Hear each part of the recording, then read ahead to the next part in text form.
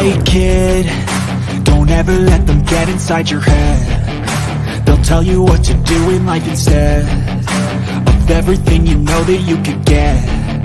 Don't let them guide your life towards regret. I'll fight for what I love with every breath. My past is filled with things I won't forget. I use them all to push me to my best. So treat the worst of times just like a test. If only I could go back in time, I'd tell myself that everything will end up alright. Just push yourself, test yourself, figure out what you like, and find your limits, don't be rigid, always work towards a prime. Surround yourself with open minds, people can change your life. A few friends with intent can help you feel alive. Find a passion, take some action, and with a little time, just be patient, make a statement, try to enjoy your life. They'll try to kick you while you're down. They wanna rise up while you drown. They wanna fill your head with doubt. They're silently scared that you'll figure it out. I'll make it look like I'm losing, won't bother hiding my bruises.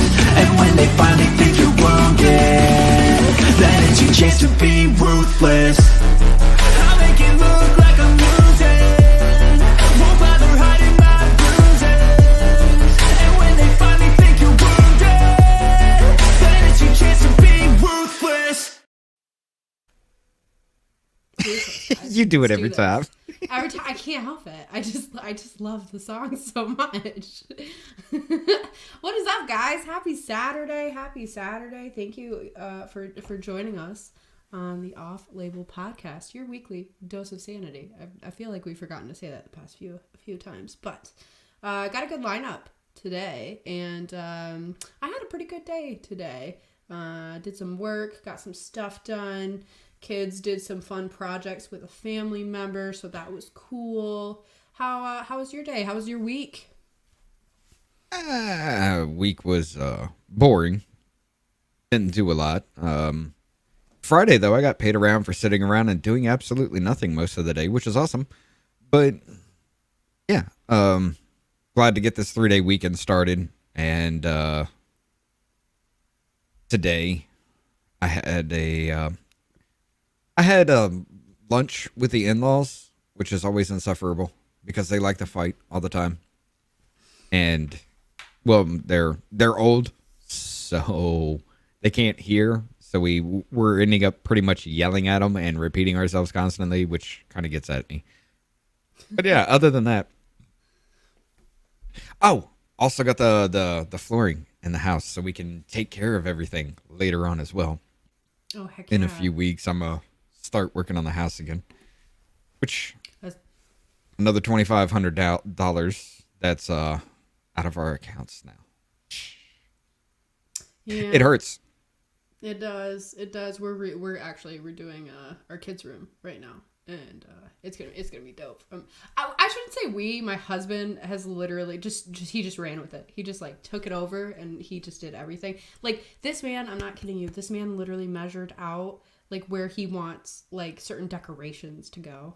Like he was so meticulous. Like he marked off like where their new bed is gonna be, and like where their dresser and we're getting a bookcase and a new one, because everything's been kind of hodgepodge. Like we didn't really have a chance to get like their like a nursery ready when they were like born because they came so early. So it's kind of like we just were like we'll just kind of throw some stuff together, make it cute, and then we'll redo it when they get a little bit older. And so now we're pretty excited. But he just like, I don't know. He was like, this is my project. Well, what have we got on tap today then?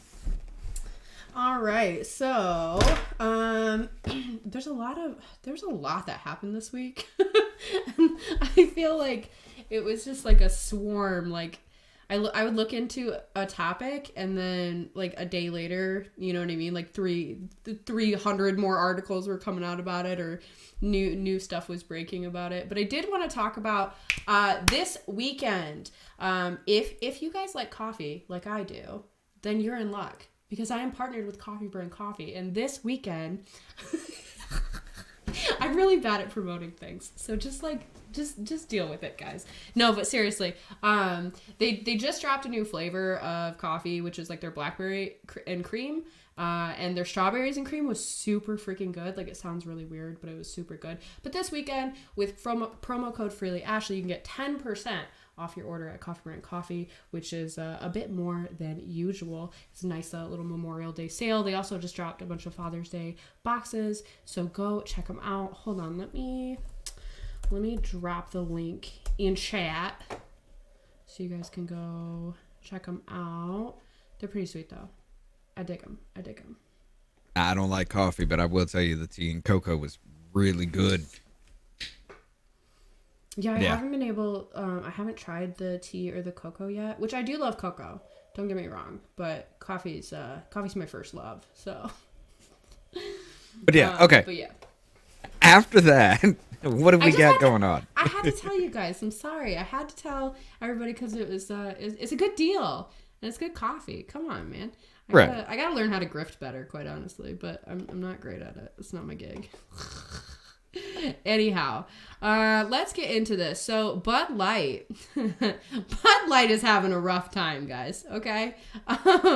Because they just had to buy back a whole bunch of expired beer from their wholesalers, which is okay. This is like really funny. People are trying to say that like it's completely normal. Like, it's completely normal, and all all companies have to do this with expired products. Like, yeah, obviously, but it's not normal that this much of it is just sitting on the shelf for this long. Like, that's not. It's one thing if a store over orders, which is probably pretty rare for something like Bud Light. Like, usually stores have a really good handle on what is selling at what rates, and so they just buy accordingly. And for this to happen is just it's pretty weird, pretty out of the ordinary, I would say. And I feel, how much money have they lost so far? Oh, yeah, you got to see this. I did bring this up. Where is my? There it is. $15.7 billion. That's rough. Oh, that's gotta hurt. And you were talking about the buyback and everything from that. Well, it is a thing. They do buy that back and things like that. Now beer is only really good for roughly around 100 days, but usually the stock goes kind of quickly, especially during holidays and things like that. It goes really, really quickly. I just stopped by the two grocery stores in my area today. They were full. Everything else was empty, almost empty, but they were full. And usually, around here, people don't really care about things like that. So I saw one dude looking at a Bud Light stand, and it was just like, you can get this 24 pack for $2.50, and he's like, "That's a good idea." And I was like, "Gay," and he's like, "You're right." And he just walked off. I saw, which I don't know if the post I saw was real, because at this point I feel like you can't trust like almost anything on the internet. But like there was one photo that somebody was sharing that it was like $1 or something for like a 12 pack or something like that. And I was just like, this is insane to me. This is insane. Like, but yeah, Bud Light will be buying its beer back from wholesale retailers. Oh my goodness. Following the disastrous marketing campaign that celebrated trans-identified social media influencer Dylan Mulvaney becoming a so-called woman, which backfired. Their sales plummeted due to a nationwide boycott of the brand by beer drinkers who didn't want to drink the beer, repped by a man who dresses as a woman and claims to be a girl. Man, they went hard in this article. Well, look, it was written by Katie Davenport. She is a woman from Seattle, Washington. From Seattle. Mm-hmm. And she's going this fucking hard, which is amazing. Kudos. Y'all are actually starting to do something here. There's got to be some sane people hanging out in Seattle still. They can't all be insane. I'm sorry to those of you who are trapped within your cities. Go Woke, Go Broke is actually starting to come true now. Plus, there's also Target's decline No. Oh, don't worry. Don't worry. We'll get into that too, because they're experiencing the Bud Light effect, which I think is pretty. It's brutal. Yeah. It's brutal. They're actually worse right now than Bud Light is as far as their decline. I mean, it happened in a week, where this took months.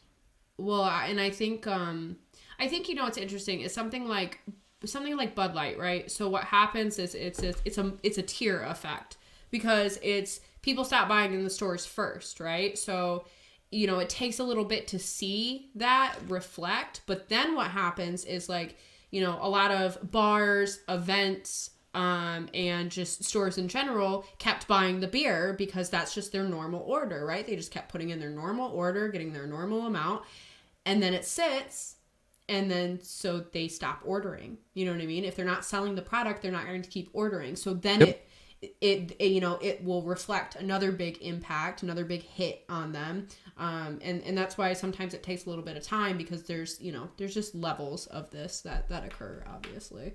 But man, Bud Light sales dropped 23.6% during the week of May 6th compared to the previous year. The week ending April 29th, sales declined 23.3%. And I do want to point this out, okay? The 23.6% during the week of May 6th is not indicative of who bought during the week ending April 29th. Mm-hmm. This is a year-over-year thing. So the people that stopped buying around that week of May 6th does not count for the April 29th one, because you guys already stopped buying. So it's more people atop of more people that are just stopping altogether. Yeah. Like, they're done. Which is, it's an amazing thing to watch, because, I mean, as soon as that stopped, I was just like, okay, Michelob's off the table kind of situation for me. And, I've been done with it since it first dropped, and to just see them plummet so hard is just funny. I mean, let's take a look at this. Bro, this is how desperate Budweiser is. They had Walmart move their products right to the front entrance of Walmart. And look. Right by the cups, not a single package taken. There's like one cooler missing. Somebody was like, I just want this cooler, bro. It's a good deal. Bud Light was at our Walmart. It's literally as soon as you walk in, both doors, whether you're on the pharmacy side or whether you're on the grocery side, they're right there. And the displays are still just as they left them. Like, I've never seen any of them be taken in any way so far. Now, when you go back to the back, of course, people want them cold. So when you go back to the back, there will be some taken away, but it's just like Bud Light is, all of Anheuser-Busch products are damn near stocked up completely. And everything else, you can see people making a run on that, especially today. Like, I went into my Walmart, and I went to the back. There was damn near everything gone, except for Anheuser-Busch products.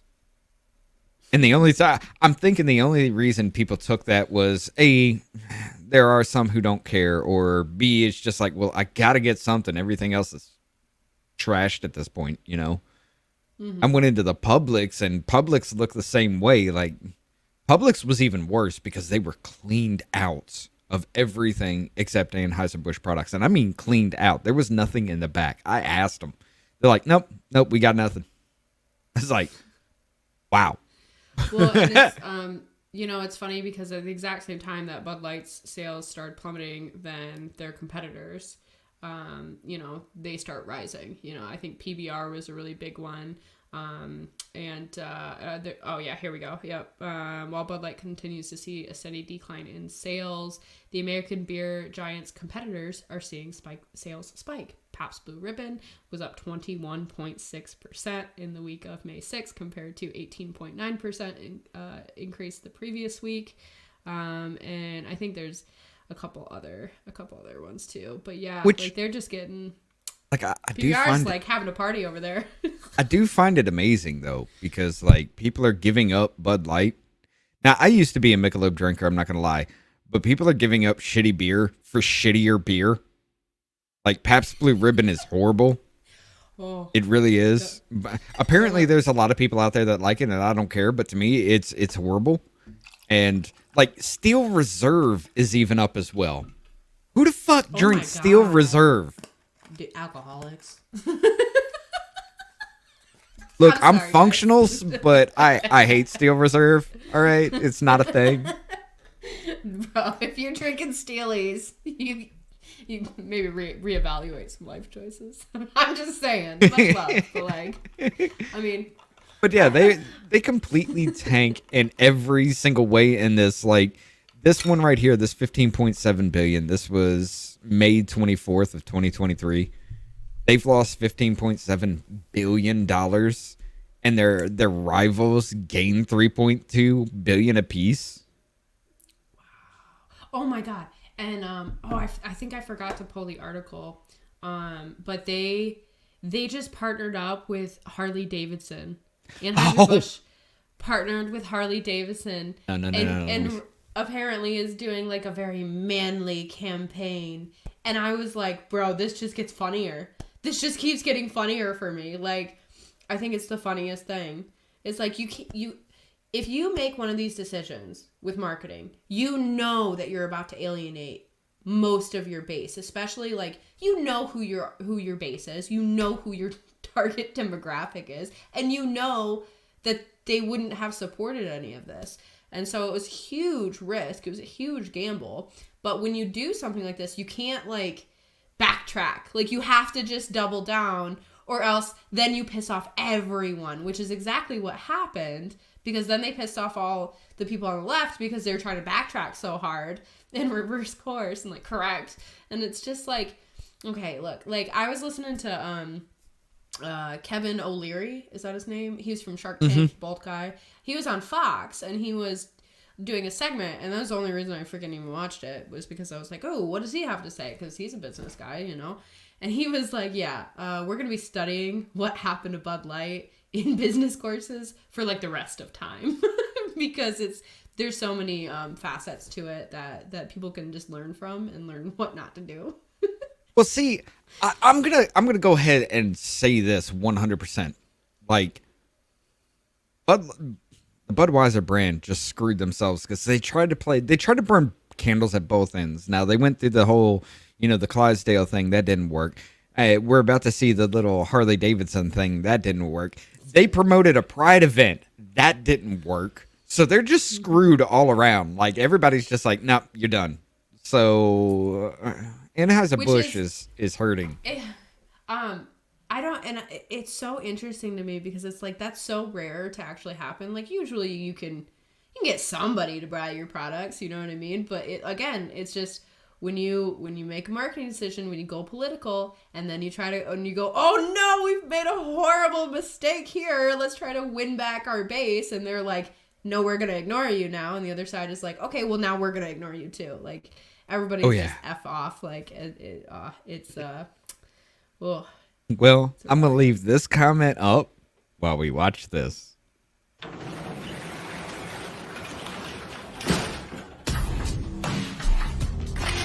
greatest legacies are built with grit and resilience, one detail at a time. Limited edition Budweiser Harley-Davidson cans.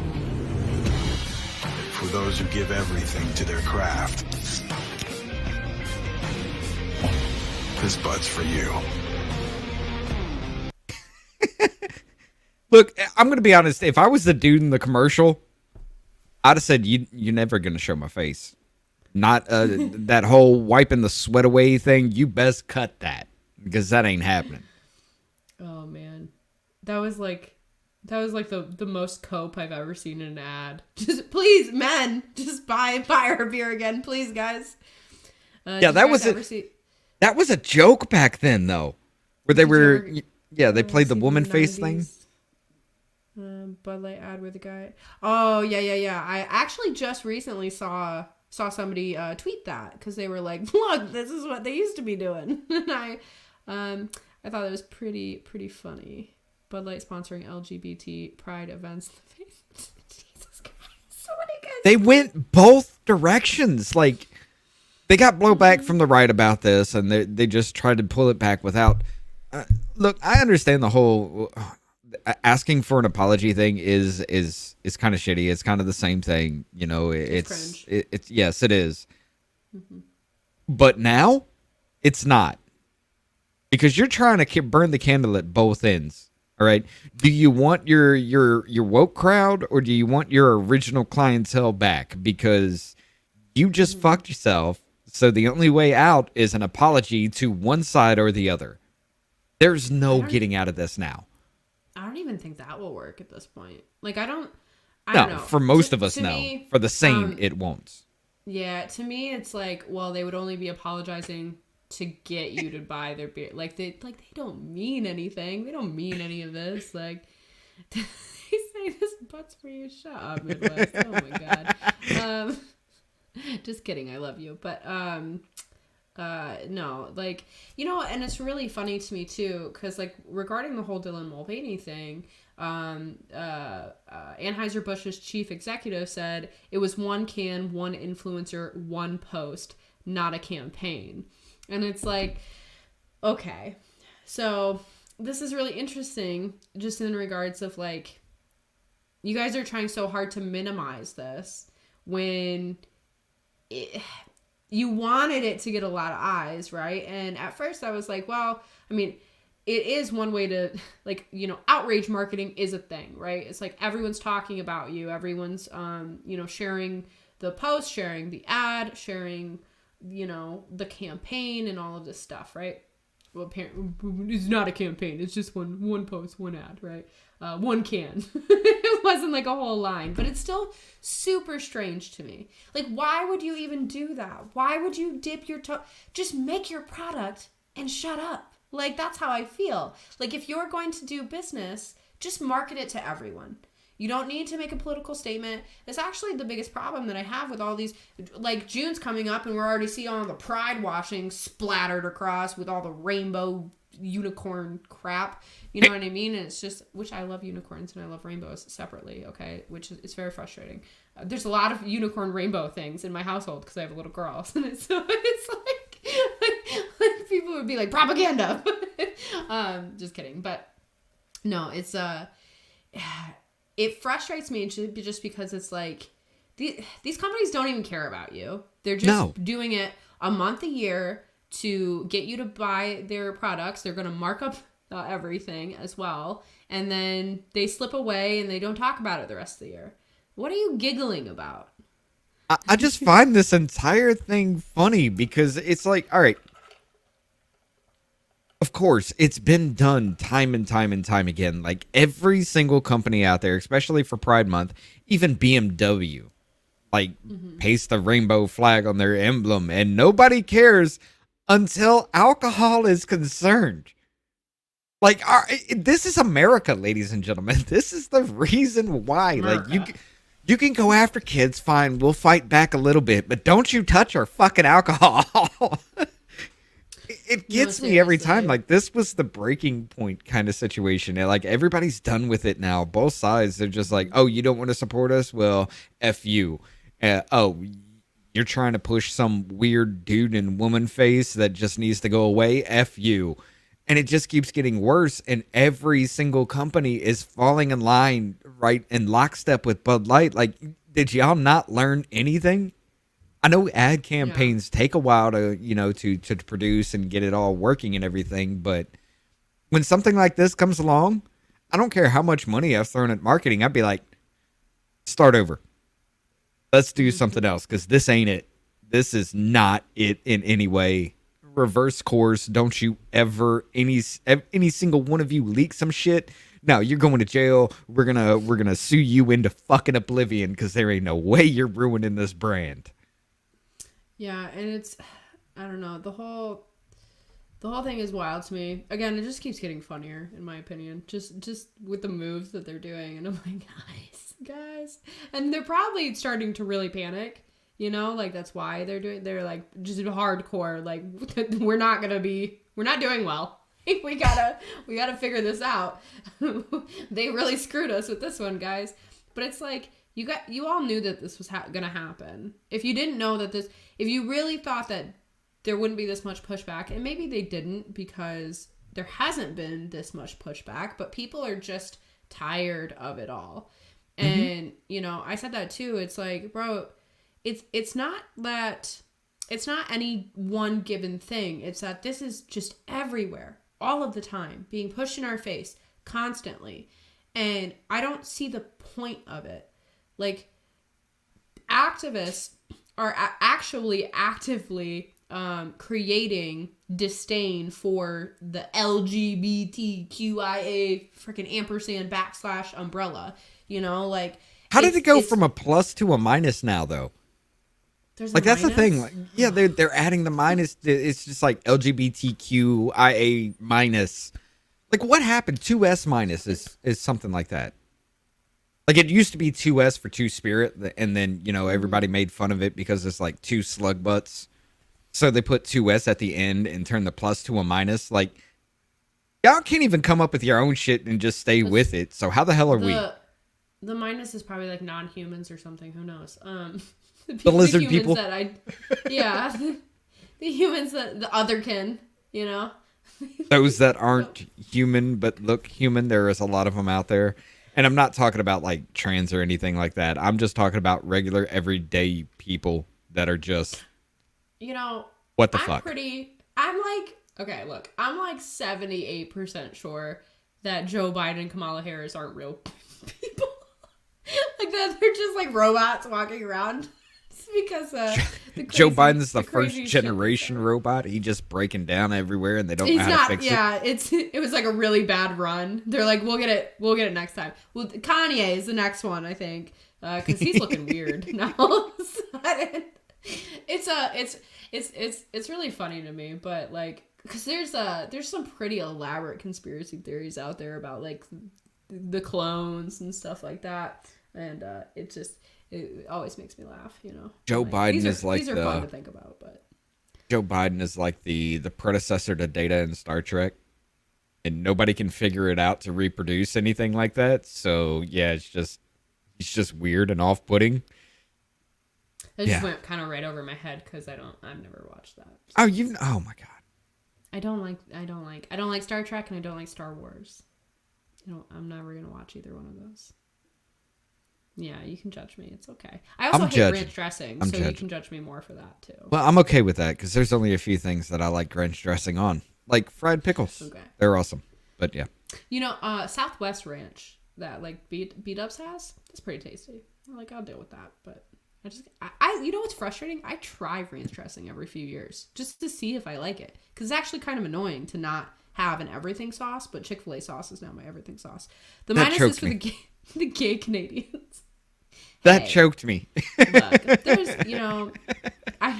it's funny. I used to watch How I Met Your Mother a lot, and in that show, Neil Patrick Harris is constantly like slamming Canadians. It's like the funniest shit. So I used to I used to do that a lot. But I actually know a lot of Canadians now that are pretty solid people. So now I can't just make fun of them blanketly. Because, Wait a minute, huh? They are pushing as far left as they can for a right-wing authoritarian BS period where the old neocon doctrine has a fully active military arm in the streets instead of the Middle East. I'm not totally sure the point that is going on here. I think there was something else that was supposed to be kind of put in here. But I kind of see what you're trying to say with it. Like, there is a right-wing... And this is what we were talking about with our Rumble segment. There is a wokeism that is happening in the right wing, and it's growing at a very, very steady pace. And, it is the authoritarian right, the ones that are just, I'm right, you're going to do as I say kind of thing. Kind of like a Nick Fuentes kind of person that's gaining steam because, well, the far left has pulled that pendulum so hard, it's starting to swing back, and it's going to swing back even harder. So I get what you're saying with it, but I just don't like the old neocon doctrine. Has a fully active military arm in the streets instead of the Middle East. I don't think we need to be in the Middle East anyway. Like, why have we been there for so long other than oil? Like, there's no reason for it. at all. But that's a different story for another time. For sure. But yeah, like we were saying, everything is following in lockstep. And we will be getting onto the Target situation. But ladies and gentlemen, we got something to watch here. Hi, it's me, Patagonia, a real-life homosexual. And today I'm here with the North Face. Oh, wait. You didn't... you're not going to show that whole thing? Hold on. No. We're not getting away with that. That was a real ad. That wasn't like satire. Yes. That was... Oh my god. Bro, I can't. We're turning into idiocracy. We're going to be...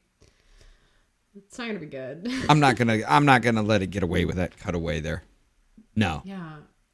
I need to know it's real. I'm sure other people do too. And yeah, the whole I just don't understand why it has to be so in your face all of the time. It's like I didn't have nobody had a problem with gay people to the level that people are making it out to be. Like my whole life, it's just been like, some people are gay, man. It's like not a big deal. Like, who cares? Like, and like here and there, people would say like weird stuff or maybe be, I don't know, rude. But like, I have gay people in my family.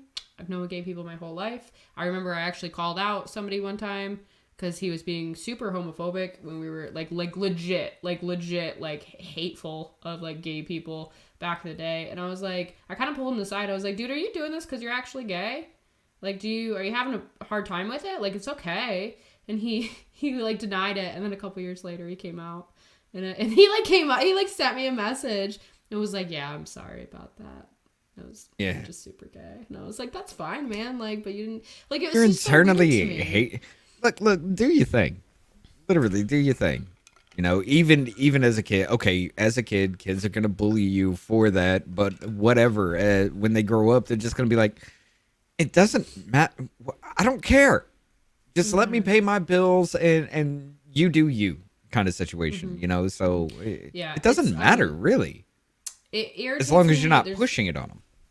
Yeah, it irritates me like the loudmouths on Twitter who run around like, being gay is a sin and blah blah blah and you're gonna go to hell and blah, and it's like, shut up. Like, no, I'm not trying to be mean, but like I get frustrated with it simply because it's just such a non-issue to the degree that some people make it out to be. Like all of this kind of stuff, like this heavy push, the wokeism, that's the issue, right? It's not that gay people are the issue. It's this weird cult-like adherence to like propaganda that's really what it is. And that's what I have the biggest problem with. It's like normal gay people just go and live their freaking lives, dude. They don't care about any of this stuff. Most of them don't even want to be associated with this community anymore because it's gotten to be such an absolute shit show. That's why you see a bunch of gay creators like, bro, I'm not in this community. Like, don't lump me in with the crazies. Now, you were asking if this is real or not. Yeah. You have to understand, Patagonia has always had some weird ass commercials that are on the verge of being satire and just weird. Oh, really? Yes. I've never seen any of their ads, so You got to check this out because this is great. At the same time, it's just like you have to question what is happening at this point. Let me see. Halfway. Here we go. Hi, it's me, Patagonia, a real-life homosexual. And today I'm here with the North Face. We are here to invite you to come out in nature with us. Wow, this is nice. We like to call this little tour the Summer of Pride. This tour has everything. Hiking, community, art, lesbians making art. Last year, we gay sashayed across the nation and celebrated Pride across the nation with hundreds of you across the nation. This year, we're back again with 2 new stops. Atlanta, GA. Why? Because you're there. In Salt Lake City, we're coming for you. that's actually pretty slick. I'm gonna give it to him for that one. That was a This pretty year, slick one. all these fabulous speakers will be coming from inside this TV to a nature near you. So come. The first thing I want to point out in this is number 1. The first thing. Hi, it's me, Patagonia, a real-life homosexual. Yeah, so it's so this is North Face, right? Yeah, So it's but North Face's ad, but do they own Patagonia, or is that a competitor? I'm sorry, it's North Face. Patagonia was the name, but the I don't know if they actually own it or not. But the first thing I want to point it out is, number one, you say you're a homosexual. Why are you dressed in drag? Like, homosexuals don't do that. I mean, like, some do, but like that's the whole point of drag. For the most part, no.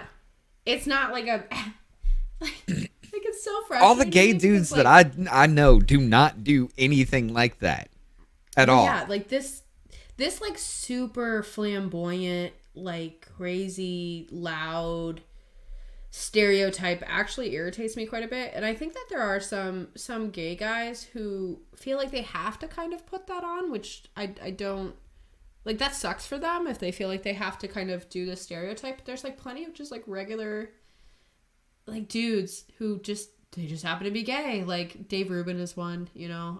And then there are just some more effeminate gay men. Like, that's fine. Like, do you, boo boo? But like, I don't know. This whole it's just so fake. That's my problem with it. It's so fake. Another thing I wanted to point out in this, this is weird too. This tour has everything: hiking, community, art, lesbians making art. Hiking, community, art, and lesbians making art. Like lesbians and like the only thing you said in there was lesbians. So only lesbians are invited to this now? Look, lesbians are art, okay? Homosexual playing drag face. Well, you know what's funny is like, and it's only for lesbians. They're trying to erase lesbians now because they're trying to say that lesbian means non-man who is attracted to other non-men. It's like, that's not what a lesbian is, because they're trying to like include males in that. Surely this isn't just some SNL skit. I wish it was, Stacey, okay? That would make SNL funny again. Seriously. It really would. But no, this can't be from SNL because it would just be cringe and pathetic. But yeah. Interesting. Okay, so this is weird. So I looked up, you know, if Patagonia owns North Face or if North Face owns Patagonia. But apparently they have like a close relationship, like a close business relationship, but they're just two different companies. So I'm not sure if that, it just seems weird. It seems like kind of like an infringement issue, like a copyright or trademark infringement, that they're literally spoofing off of the name Patagonia with Patagonia, whatever. You know what I mean? I don't know, unless they actually well, I guess it would be kind of an infringement thing if they're using the name to damage that brand, but you're putting your brand on top of that, so.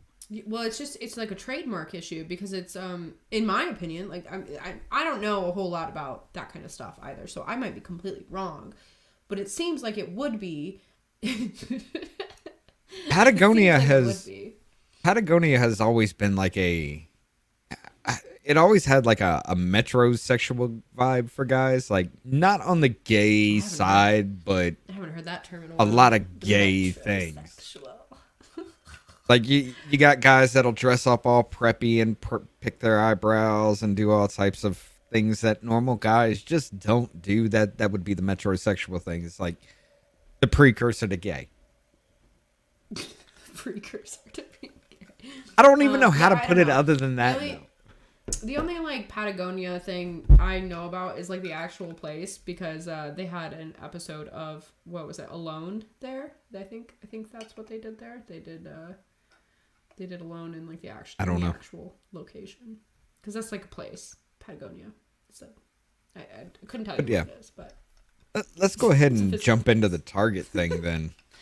Target CEO defends LGBTQ friendly kids clothes amid boycott, calls the right thing for society. The fuck?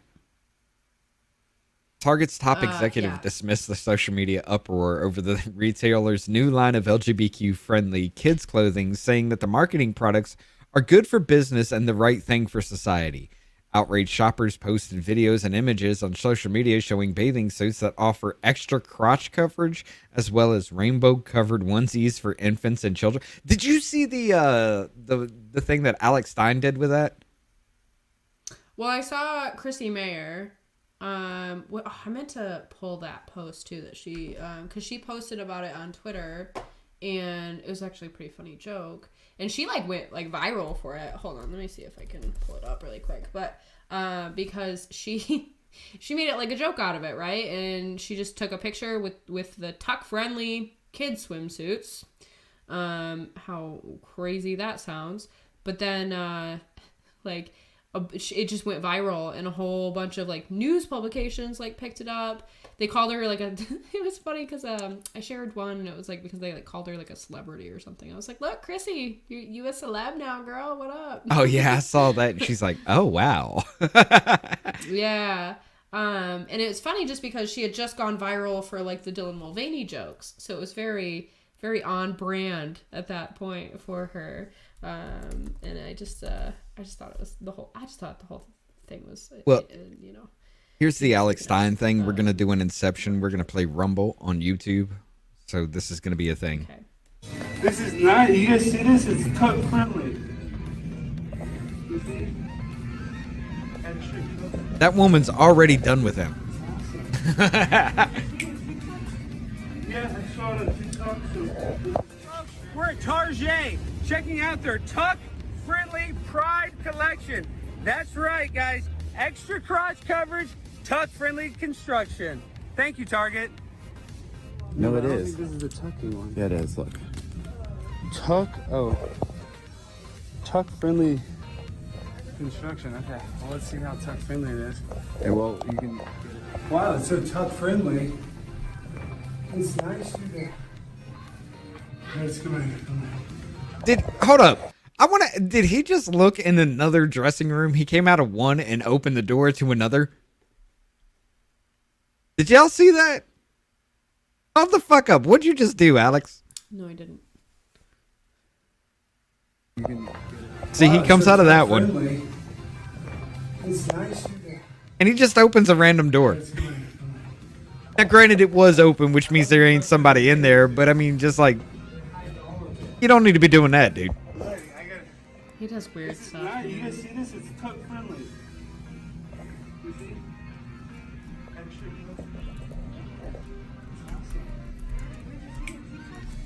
yeah, I saw it on TikTok. So over here, it just looks so good.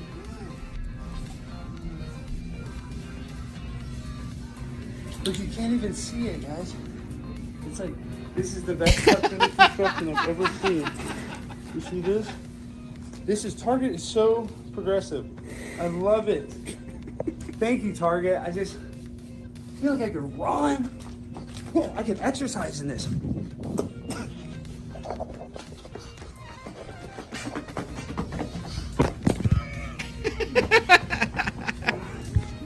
This is what I'm talking about. You can train in this thing. I'm all tucked in. We're getting it. Can't wait to wear this around the pool. And, of course, he does actually buy it. What the hell? I'm sorry. I don't ever know what to think of Alex Stein because he does such crazy stuff, and I'm like, how are you like a real person? I think. Yeah, like the whole little. Oh God, what was that when he ran up in the that town hall meeting for Leah Thomas wearing that bathing suit? God, that was hilarious. That was just spot on with it. I messed up and closed the browser in accident. I know he was looking at the mirror in the cubicle, but just to get, I'd have just been like, look, there isn't anybody in here. I know that because the door is open, but just to open some random door, what if somebody just didn't, you know? Because there are people who won't. There are people around here that will not close the door in a changing room area. It's kind of like a voyeurism thing. I don't even know what that's about, but there are people who will not do that. That's weird, bro. Oh, I know you would. Please do. That would be great. But yeah, I don't need to see you in that state. Okay, I don't want anything to do with that, sir. Oh, you got the Chrissy Mayer thing. Yeah, I sent it to you in the private chat. We'll go ahead and look at this one real quick, and then we'll get into the Target thing. Thanks to Target, I found the perfect swimsuit for creeping out all the women and children at the pool this summer. Can't wait to tuck my cock into this little number while I'm sipping a Bud Light. I love Chrissy. She is brutal with things, though. Like, yeah. No, she is. She is funny. Speaking of, I'm gonna be on Simcast tomorrow. If anyone cares to join us over there, but yeah, again, little plug. I gotta plug myself more. But yeah. The whole Target thing is going off the rails very quickly as well. And it's really interesting because the CEO, is claiming to support this decision and which is crazy to me just given the backlash, but also they're pulling like displays from the stores. They're essentially trying to kind of cover it up for like the public, like the direct public eye, like people actually in and out of the stores, while they're also publicly claiming to, support all their decisions and stuff like that. Right. Yeah, it says the CEO says, I think those are just good business decisions, and it's the right thing for society, and it's a great thing for our brand. The executive, whose company employs more than 450,000 workers in more than 1,900 locations nationwide, said that the company's strategy is aimed to cater to a diversifying customer base. How'd that work out for you since you lost $9 billion in a week? Mm-hmm. I mean, let's just be honest with it. How did this work out for you? $9 billion. And I don't think it's really like the whole... I'm going to be honest. I don't think it's a pushback kind of thing like that. I think regular people just walked into Target, saw all that literally right in their face as soon as they walked in. And they're just like, what is this? What is happening right now? And they're just, no, I'm done. Because, these kinds of things take some time to catch on. But for them to just be like, right off bat, in the first week, you lose $9 billion. That's not a boycott that just happens naturally or unnaturally thing. Oh, we lost you. Oh, you restarted. But yeah, that's not a manufactured boycott. That is something that happened naturally. So these people actually had to just regular people walk in and just see this and they're like, nope, done. The people that don't know what's going on, the people that are just out of it, even the people that agree with it are just like, why are you pushing this to kids now? So I don't think this is a naturally occurring thing in this. Oh, you're freezing up again. I know. Sorry. Am I good? No, you're sounding like a robot again. We need to get you some better internet. She'll be back here in a minute. But yeah. Yeah, she's totally froze. I need a screen cap. It changed. That was a great little capture right there. I'll go back and capture it anyway. Most of America shops at Target, so we want to do the right thing to support families across the country. No, most of America doesn't shop at Target. They actually go to Walmart. Like, Target's like a close second, though. Target's line of trans options promoted on its website ahead of kids' next Pride Month sparked even more fury because it targets kids. Yeah, you're still broken.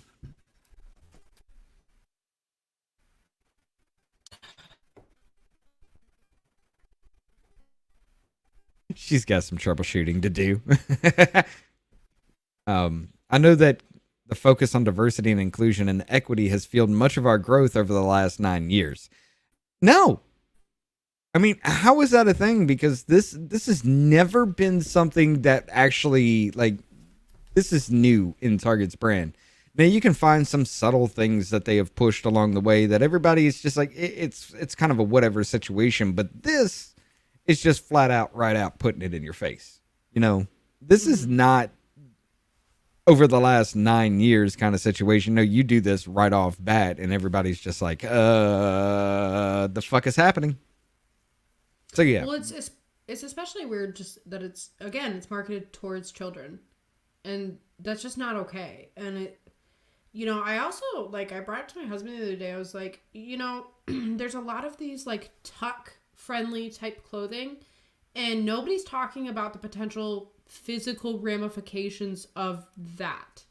And I think that's actually like we all know, we know that like binding, like chest binding, can have really bad physical ramifications. But it's like for some reason nobody thinks about it in the reverse, which is like that can't be good for you. Like it can't be good for your body to be doing that all the time, right? And Oh God, I don't know. It's just something that I thought of. Like we don't even know about the impacts of that. You know what I mean? Like there's a whole bunch of people who do that kind of thing like every day because they're trans and they're trying to blend and whatever. And it's like I can't imagine that's actually physically good for your body. Like. It's got to have some type of negative impact. right. And we got Allie Marie was showing some pins that she found at Target. Yeah, well, I think she found them on the website. So I think, and shout out Allie too, because she's great. You guys should go follow her on Instagram, on TikTok, and I think she does have a YouTube. She's Catholic, and I think her YouTube is primarily just talking about Catholicism. So if you're kind of interested in that or interested in, you know, what somebody has to say, you can go check that out. But anyway, so it said there's a whole bunch of different pins here, right?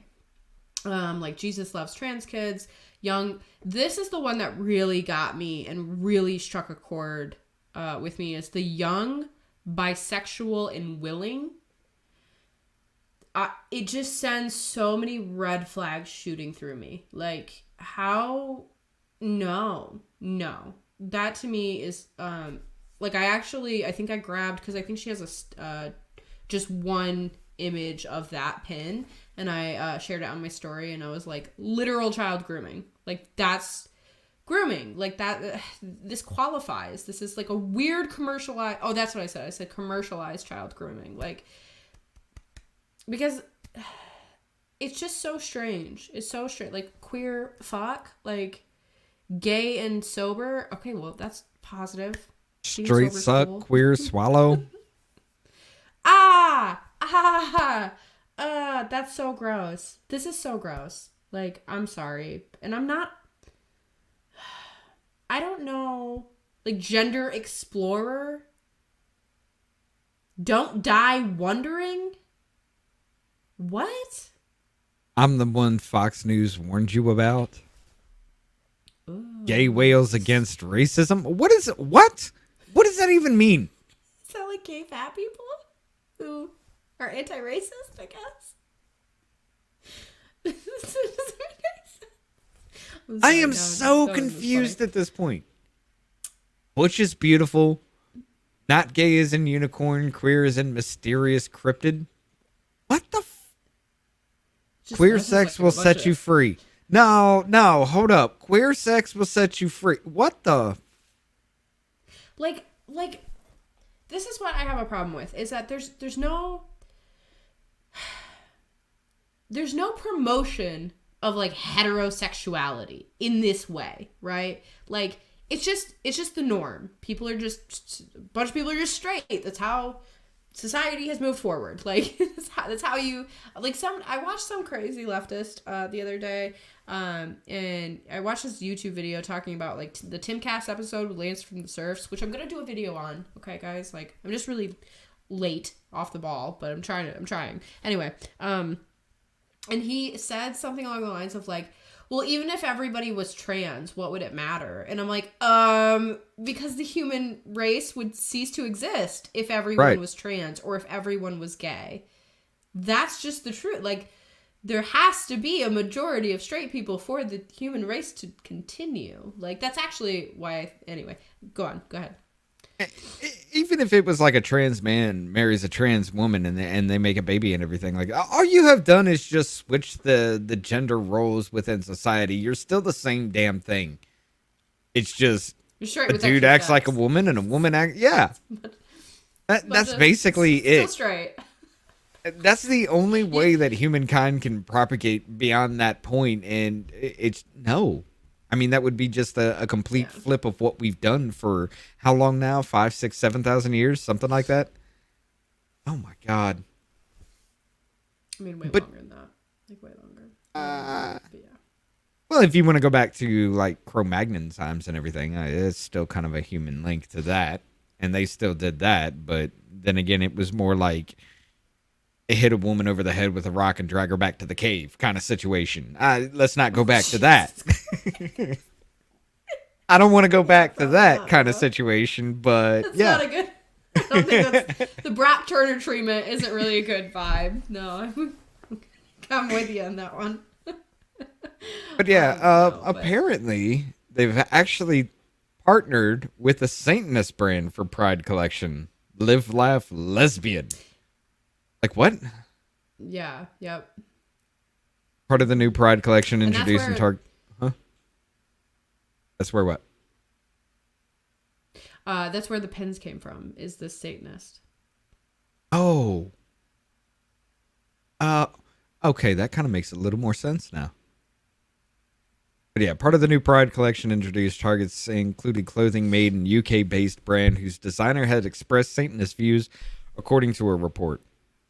Abparelin, a London-based company, which headed by a transgender man known as Eric. Wait. Why is Eric the only name he's known by? Like, what is that about? I don't know. He's reportedly been collaborating with Target for about a year, according to the Washington Examiner. Collection includes sweatshirts, tote bags with messages including live, laugh, lesbian, cure transphobia, not trans people, too queer for here, and we belong everywhere. All right, I do have a problem with the cure transphobia, not trans people. Like, it doesn't matter if you do have gender dysphoria, but to not just sit there and say, look, this is a normal kind of situation, which is what everybody calls transphobia. This is weird. Stop doing this to kids. It's somehow transphobia. You want all that to stop so that children become sterile and we end the human race. The fuck? Well, you know, the problem too is that people are ignoring the actual issue here is that when you deny that gender dysphoria is a mental illness, you're actually eliminating the ability for people to get real help and improve their life, like improve the quality of their life. Because if you have a debilitating mental illness, well, that's insanely disruptive to your life. And I've talked to enough actual trans people to kind of gain an understanding of gender dysphoria as this massive disconnect, right? And the people that I've interacted with, they say, yeah, this is a mental disorder. This is a mental health condition. However nicely you want to put it, you know, it doesn't really matter. But people need real help. And the problem is that there's some people who feel like, you know, transitioning is the only way to help alleviate their symptoms, even a small bit, you know, or a large portion of it. And I just don't have an issue with those types of people, really. It's like, go live your life, like, you know, more power to you. My issue is the erasure of women, targeting children, marketing to them, trying to, like, quite literally steal, you know, women's, like, sports, like there are awards, or, you know, prestigious honors and stuff like that, and then claim that, well, this is a woman, you know, they say they're a woman. It's like, no, you're a trans woman. Like, if you want to call yourself trans woman, that's the compromise that I'm willing to make. There are a number of males who just clearly have, like, autogynephilia or, you know, some type of other weird fetish or affiliation that I don't think are trans. They don't actually have gender dysphoria, you know, so. Like Leah Thomas. Yeah, exactly. Yeah. Or, like, all the, you know, the problem, too, is that, like, there's a bunch of, like, right-wing type of accounts on, like, Twitter, and they'll share, like, the worst of the worst in regards to males who are clearly predatory. And I don't think it's not the greatest representation of, like, people with gender dysphoria who, you know, are actually struggling with this and do try their best to assimilate and pass and just live with and blend in, basically. You know, the quote-unquote normal trans people are the ones who do just want to blend in and just live their life. But all these activist types are not that. You know, this is a completely different thing that has taken hold and is sweeping over people and becoming the social contagion and stuff like that. So I just have distinctions. It's kind of easy to spot it when you know, Right. But And unfortunately, you're- a lot of people just kind of do a blanket statement to all these people. I'm going to bring it up, but we won't talk about it unless you just want to see Ashley rage out for a while. But your favorite trans person may be looking at jail time in the future. Yeah, apparently there was a trans woman on TikTok that Ashley kind of can't stop raging about. that apparently had a baby from somehow, and said that they took hormones to induce lactation in a man, and was feeding the baby male breast milk, which is it's incredibly weird up front, and we don't have any long-term studies to say that that's what a baby needs, but this baby is like, it's not even a year old type situation. And to be honest, it does look like formula. It is very yellowish in color. So if that really is male breast milk, there is something wrong there. Well, the interesting part of that is that I'm going to say this because I don't really want to talk about him. See what I tell you. Because, She will get pissed. I can't. Anyway, it's interesting to me because this individual claimed for so long to be non-binary, and then all of a sudden it's, oh, look, I'm a mother. Okay. I mean, and I think they claim to be like non-binary and trans, which doesn't make any logical sense because those are two different ideas, two different concepts. They directly contradict one another, in my opinion. But this person has tried to interact with me on TikTok, tried to stoke a, kind of like a war. And I just didn't play into it. I didn't want to. I don't do that. I don't go back and forth with people on TikTok or really any. No, because they were trying to get you banned. Well, yeah, I think it was just like, I don't know. I don't really understand. Like, he made like a video about me and took like a bunch of different clips, which funnily enough, one of those videos that he took a clip from was reported like right before he like made his video. So I found that very interesting. But he tried to say that my views on biological sex were incoherent. And I was like, bro, like, trying to act as if biological sex is not binary is incoherent. Like, what are you talking about? But regardless of that, I was like, I'm not going to play into your little tiff. I make my content. I do my own thing. I don't stitch a bunch of people. I don't talk shit about people. Like, that's just not my vibe, And it's like, just go away. Go back to your little corner of the internet, and I'll stay over here in mine, because I just don't. Person rubs me the wrong way. Anyway, I do think the whole thing, like I said, he was trying to get you banned because, like, he was going at you very, very passively aggressively, and I mean to the point where it's just like, I'm being nice, but go fuck yourself kind of situation, and here it is, and you were just like, nah, this ain't gonna be a thing. And then it just kept progressing more and more and more and more, and it was just like, I looked at the dude's page, and it was just like 5, 6, 7 videos back to back of you. And I'm just like, really? Yeah, you're just trying to get the dude or you're just trying to get her banned, and this dude's just so fucking pathetic with it and everything. I even popped into the comment section. I was like, what the fuck is your obsession with a real woman? That's and of course, that comment was removed. I was blocked, and then immediately took a hit for hate speech. I didn't know that he made that many. I only had seen like one video, and then I responded, and I think I said at the end, I was like, and I'm sure you'll clip this up and make a bunch of videos, but I'm not gonna do it. And so yeah, they didn't tag you in them, so that's how you didn't know. That's real shady. Yeah, interesting. Like that polyamorous what was it, Pollyanna, potty mouth Pollyanna or something, that I made a little video with, where she's just like, during the whole Roe versus Wade thing, she's like, pregnancy starts with a penis. Let's regulate them first. And I was just like, nobody said you had to take the penis. And she's just like, I said the so-called penis, which so-called is like, that's the way you referred to it.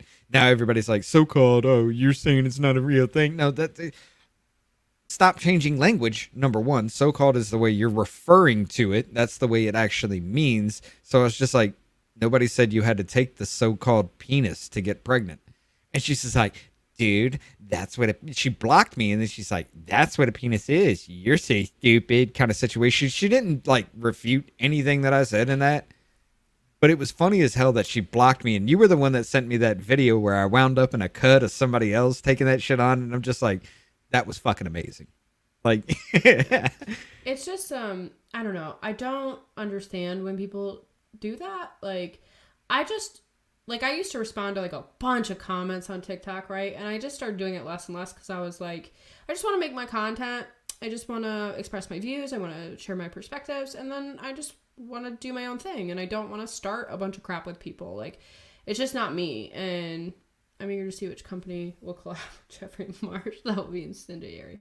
If any company is dumb enough to do that. Oh, that would burn that company. Like, you want to talk about like Bud Lights being suicidal, Target's being suicidal? No, that would be just like, that would be a jihad for that company. They would blow themselves up as soon as that comes out. You don't even have to make it a thing. It could be like a Bud Light. Hey, look, we put this dude's face on a can one time. You're done. Like, company over within that day.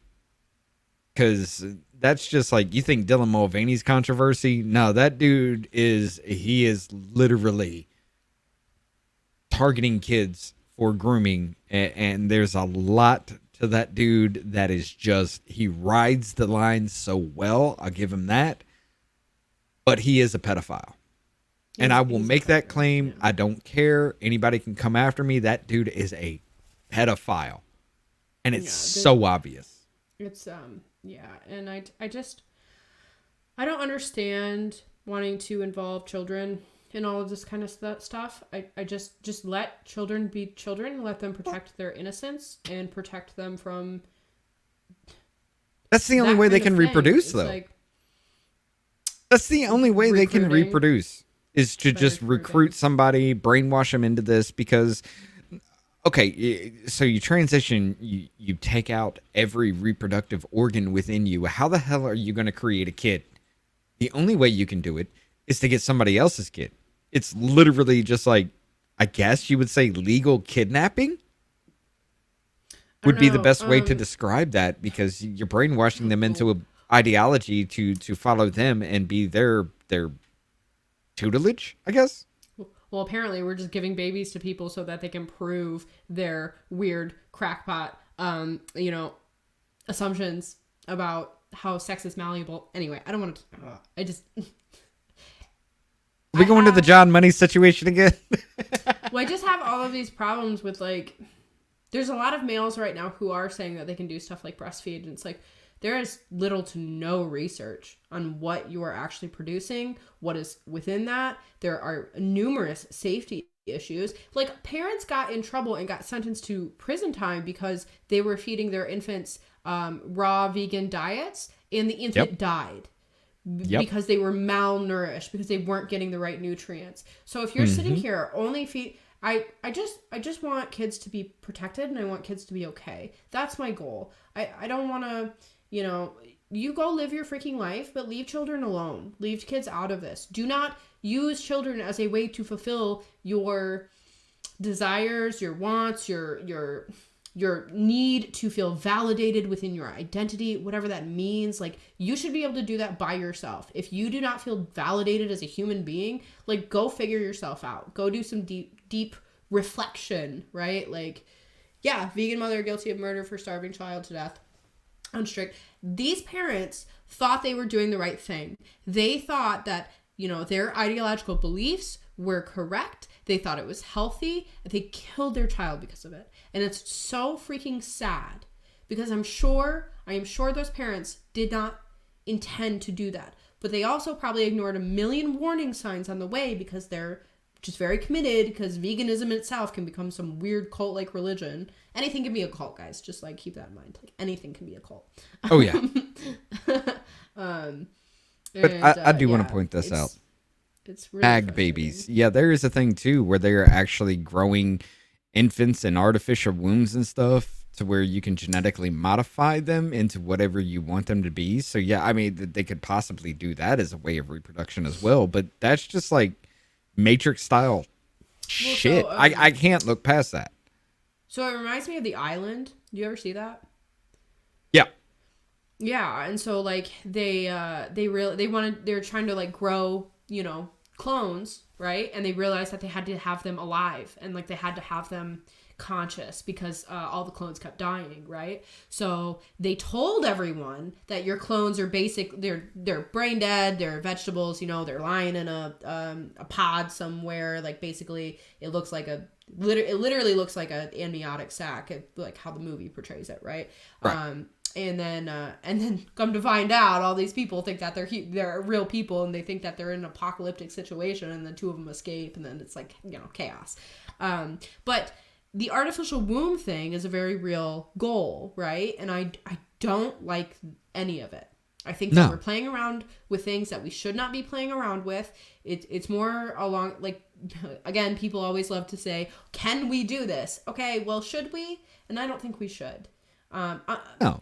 I mean, I get the premise behind it because it's supposed to help those that can't actually bear children themselves. I get you, but should this be a thing? Because there is a reason why you're not able to be reproducing. Maybe it be genetic or whatever like that. And if you try to force a child into that situation, you could push those genetic markers, essentially creating the very same problem within another child that could be not only detrimental but fatal.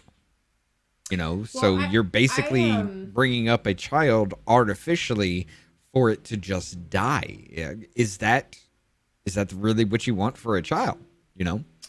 I think it's more along the lines of, like, for me, it's like ethics. Like, we really do need to keep in mind ethical considerations, and I think that people can justify things in a, you can logically attempt to justify a lot of different things, right? Right. But it's similar, like I'm really heavily considering like the ethics of surrogacy, of IVF, stuff like that, and I just don't know enough about it right now, but I'm kind of just on the fence of like I don't think we should be doing that. And I understand that there's a lot of people who really, really desperately want to have a child, right? But I really do think like we need to make adoption more accessible. It is very difficult to adopt a child like through a private adoption agency. Like it costs a lot of money. Like I personally know somebody who's adopted children, and it costs them like $20,000 to adopt a child. Well, see, Joey, folks, some women can reproduce either. Focus on them. My sister is one of them. But adoption is expensive for some reason because it's a market, $50,000. So yeah, the adoption is expensive because it's legal trafficking, if that's a thing. That like people are wanting children, and I do agree with that. Adoption does need to be a thing, but I get it. You want to recoup your losses for feeding and raising the child up until that point, but there does not need to be such a high price tag because nobody's going to do that unless they got it like that. And not a lot of people, especially right now, can do that. Well, so adoption is primarily infants, right? Like the foster care is a completely different thing. They're two separate entities, like adoption and foster care, because like a lot of people think of like, I don't know, like they think adoption is like, it's all one thing, right? But so like you run into problems when you're trying to adopt a child because it's very, very expensive. And regardless of, I think at the very least you should be helping the mother pay for hospital expenses, pay for, stuff like that. But that stuff adds up very quickly. And then I don't know exactly what all fees the adoption agency has. I'm sure there's a lot involved with placing the child and doing all the paperwork and all that stuff. And then there's like the foster care industry, which is completely different. And most of the kids within that are not going to be adopted because they can't be adopted, because the goal of foster care is family reunification. So it's like, right, that's only there because the parents have messed up to such a degree that they can no longer take care of their child, or they're not trusted to take care of their child. So then the child is placed with a different family. Again, all rife with potential issues and problems. And then the goal is to reunite the child. So like, if it just frustrates me if people don't understand that. Anyway, I'm going off on a tangent, but I mean, that is the original goal of it, but a little leaner You said recoup losses as if producing babies is a commercial enterprise. It is kind of a way that is the way it is. It's leaning now is, human people want babies. They can't have babies, or they want more babies, and they're willing to pay a lot of money for it. So raise the price tag so they pay. I don't really think that's how it works. I haven't, but I need to look into all the numbers and what, but I just don't think that's accurate. I've been I've looked into it as well, as far as adoption is concerned. And maybe the framing is a little off, but that's the way it seemed to me when I was looking into the pricing, because they were talking about, well, we need to kind of have what the wording was, that this goes to fund the food, the clothing, the housing of other children, which is basically like why I came up with the recoup losses thing. To me, that's what it sounds like. There are women that get pregnant that don't want to abort, and they do find the adoption service to be that. But it's the same thing as far as like, okay, the recoup losses thing is a bit harsh, I will admit that. But it's basically what I was hearing when I was talking to these people about adoption, a while back. And I'm just like, dude, this just sounds like child trafficking so much. And it's hard for me to wrap my mind around, because, you got the border problem. Like the colored armbands shows how much that they still owe the cartels and everything. It's the same situation without the armband. And I don't know. It does help people, but it just seems like it's like legalized trafficking to me. And it just sucks because, my wife and I want a kid, and we got problems with that. But I don't want to go and pay $50,000 for a human being. That sounds wrong. That's a big problem. Like, we need to address the issues within these systems, right? Because they need to be functional. They truly do. And I am someone who is adopted, but I'm adopted by circumstances. So it was like just really weird circumstances, right? And if nobody knows, my parents died when I was a baby, and I was adopted by family members. So, but had they not been there, I would have just gone into foster care. So, kind of a weird situation. But there's a lot of people who adopt privately, who just know someone who is pregnant, who doesn't want the baby. They arrange the adoption, and then there's people who take the adoption agency route, which is where all these costs get incurred. Again, I need to look into the numbers. I need to understand them a bit more accurately before I make like my final assessment, I guess. But I don't know. I think I'm sure, like most things, people want to help. They want to help families. They want to help babies. These adoptions are typically like arranged, and then when the baby is born, immediately given to the adoptive parents. That kind of thing. I don't know how many children are just like who's putting their 3-year-old up for adoption. Like I don't think that's very common. And aside from perhaps parents dying, but again, that child typically goes into the foster care system if nobody claims them, like no other family members, right? Because that's just what happens. But I do get it that you have a sensitive view on the subject, and I do too, as far as that goes. And yeah, that's going to be a huge point of contention between us. But it just, to me, it just, I want to so bad, because, you got children that are growing up without families. They're just moving through the system. But when you put a price tag on it, it just feels so wrong. It does. But those aren't the adoptions that are happening. Like, adoptions are babies. The kids in the foster care system, those are not the type of adoptions that are costing like thousands and thousands of dollars, to my knowledge, to my current knowledge. Because foster care, the issue with foster care is that people will sign up to take care of children because they get paid by the state to do so. So then they will end up taking on way too many children, not taking care of them appropriately. Abuse is very rampant, all of those things, right? And those are the biggest issues. And then there are foster care families who are absolutely wonderful, wonderful people.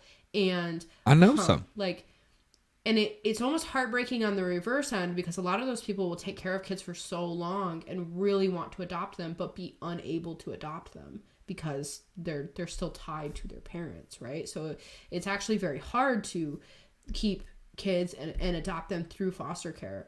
You end up having to, like, you know, take a kid in for a while, and then they get sent off, or they get placed in a different foster care home or whatever. There's just a lot of moving parts, and I don't know.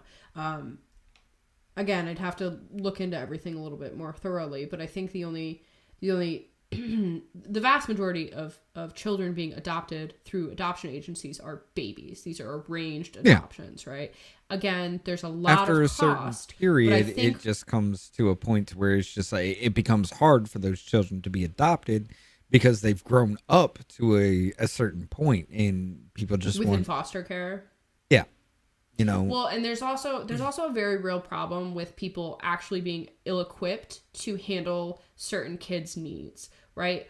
A lot of these children are coming from very, very bad backgrounds. A lot of these kids might have, various issues going on, and you have to be a certain kind of person to be able to handle that adequately. And then there's also, like, I think there's a lot of people who wait to foster kids even until, like, if they have kids themselves, they won't foster kids until their kids are grown out of the house, because there's also, unfortunately, a safety issue you do have to worry about, and there's a lot of those types of very realistic concerns and fears. And so perhaps people who are good people are less willing to foster because they're actually thinking about it, you know what I mean? And then all the crappy people are fostering because you get freaking money for it. It's absolutely despicable in that sense. But there's also another problem with that too. It's the kids who age out. It's the term that they use. The kids that age out of, like, foster cares and something like that have not yet been adopted or have not yet found a stable home in any way actually wind up in what's called halfway houses. It's for, like, I went to a halfway house because I skipped school for like 2.5 months and was found guilty of truancy. And I went to a halfway house because I did really nothing wrong except not go to school, right? But most of those people in there were from, foster homes and adoption agencies that just aged out. So now you got a whole bunch of people who are in there with criminals. And they learn that way. They learn these things from these people because they want to feel as if, like, included as part of a group kind of situation. And they just feel like it's normal growing up in a society that you have created of criminality with people who aren't criminals. So they go on to do these things because they know nothing different. And it is a huge problem because there was a dude I was locked up with that was just that way. And, I got out like 6 months later, and I kept up with him a little bit. And then 2 years later, he's in and out of jail as an adult because he learned ways from us being criminal in a certain way, thought it was kind of normal, and then just wound up going to jail time and time and time and time again because he thought this was something normal, and it's not. Yeah, well, and, a lot of so I used to run with a really bad crowd back in my day, and most of those people now are either in and out of jail, drug addicts, that kind of thing. Very sad, very unfortunate, but at some point, it's not normal. Like, you do. And what frustrates me is that, like, there's a lot of kids who age out of foster care because they're never able to be adopted, because they never, stuff is not happening the right way. They're not signed, the parents aren't signing off on their rights. That's also another part of it. And did you actually know that when there's a lot of states, I think it's every state, but I'd have to fact check that. So don't quote me, but when parents get their children taken away, and put into foster care, the parent is actually charged also for their child being in foster care. Yeah. Like, and I didn't know that for, like, the longest time, and there's, like, some legislation passed that was trying to, because you have to pay all of that back before you can ever get your children back. So there's like, the other side of the coin is that there's probably parents who are trying really, really freaking hard to get their act together quit doing drugs, to quit, doing crime, to get a home, to be stable. And they're trying to do all these things. There's a lot of requirements, obviously, as there probably should be. But then that added monetary penalty creates a barrier for being able to get their children back. And that's also wrong, in my opinion. And I don't like that either. So there's just so many issues within the whole system. And it's like, well, we need to address this stuff like in a serious way. We really, really do. Because the only people who are hurting from it are the kids ultimately, and like their families and stuff, obviously. But I mean, it's just like child support for a man. You get up to 50% of your income taken away for child support. Well, if you don't pay that child support, you get your license taken away. If you get your license taken away, you can't go to work. You can't go to work, you get thrown in prison until you can make up the amount. And it becomes such a bad thing. Well, the license being taken away is the first time. Yes, they do. No, not in my state. No. In my state, that's the first thing they go. I'm telling you, in my state, that's not what happens. You just go to jail. Well, I mean, still, if you're in jail, you can't make money, but the price still incurs. So once you get out, you're still behind. You still have all that money taken away. You can't survive. And right back into the same cycle. It's the exact same thing with that. So my problem is that like deadbeat dads should be charged child support. I think if you're in your child's life, I think if you're actually, if you're actually in your kid's life, if you're actually taking care of them, if you're actually spending money, you should be able to reasonably and civilly work out an arrangement with the mother of your children. Again, like stop having all these broken homes. Like stop having children when you're not married, when you're not committed. Like that's a really big problem as well. Very, very firm believer. Stop having kids with people that are just like one night stands or you just want to smash. It is dumb to do that because these are the same vicious women that will make you pay for everything, not let you see your children, and then claim you're the deadbeat dad when you're actually really trying. Those are the ones that, like there was that video a long time ago of that woman who was saying that her kids were hungry. Well, she has like 3 kids from 2 different dads. And the dad with the one kid brought McDonald's for just his child. And she's like, no, he ain't eating that. You need to bring food for everybody in the family. No, fuck you. Those are my kids. You're off with somebody else right now. I'm not supporting you, but somehow I got to feed your entire family. It's that situation. If you're gonna, I just have my a weird thought about that, but yeah, go ahead. Yeah, well, I just have the thought of bro, just they're kids. They're, she's being completely unreasonable, right? But they're children. Just go get them a damn hamburger. It's not a big deal. I get it. I get both sides of that argument. I really do, but when it's weaponized to the point to where if you want to see your kids, you need to pay for everything. No, absolutely not. No, and it's a duality, right? There's really bad mothers who do that kind of stuff and weaponize and use their children as pawns. Then there's the other side of the coin where there's really bad fathers who aren't there, who aren't stepping up, who aren't doing what they're supposed to be doing. And it's not any... this is actually a point that I get really frustrated with the whole manosphere red pill. We've gone way off the topic now, but yes. Yeah, I know, 'cause we're on a tangent, but it's a good talk, so whatever. So it is. But it frustrates me that they're over here constantly blaming women for every single problem. It's no, there's just as much of a problem with men not stepping up. There's just as much of a problem with men not wanting to accept that they need to fulfill their obligations and their responsibilities. There's a big problem with people just indiscriminately hooking up with everybody and not having any limit and in my opinion, it's you should only be entering into intimate acts like that with people who you actually trust and you actually know that if something happens, they're going to be there for you and they're going to have your back. And I don't know, everyone sucks 50-50. Yup. Thank you, Joey. Exactly. It frustrates me because I don't know, everybody wants to point the finger. And it's we can point the finger all day, but we also have to find solutions. So we have to be realistic about it too. And both sides, everybody sucks. Everybody, there's problems everywhere. Not any one side is at fault for every single bad thing that ever happens. Unless you're on the left, and then you probably are, but joking. Right.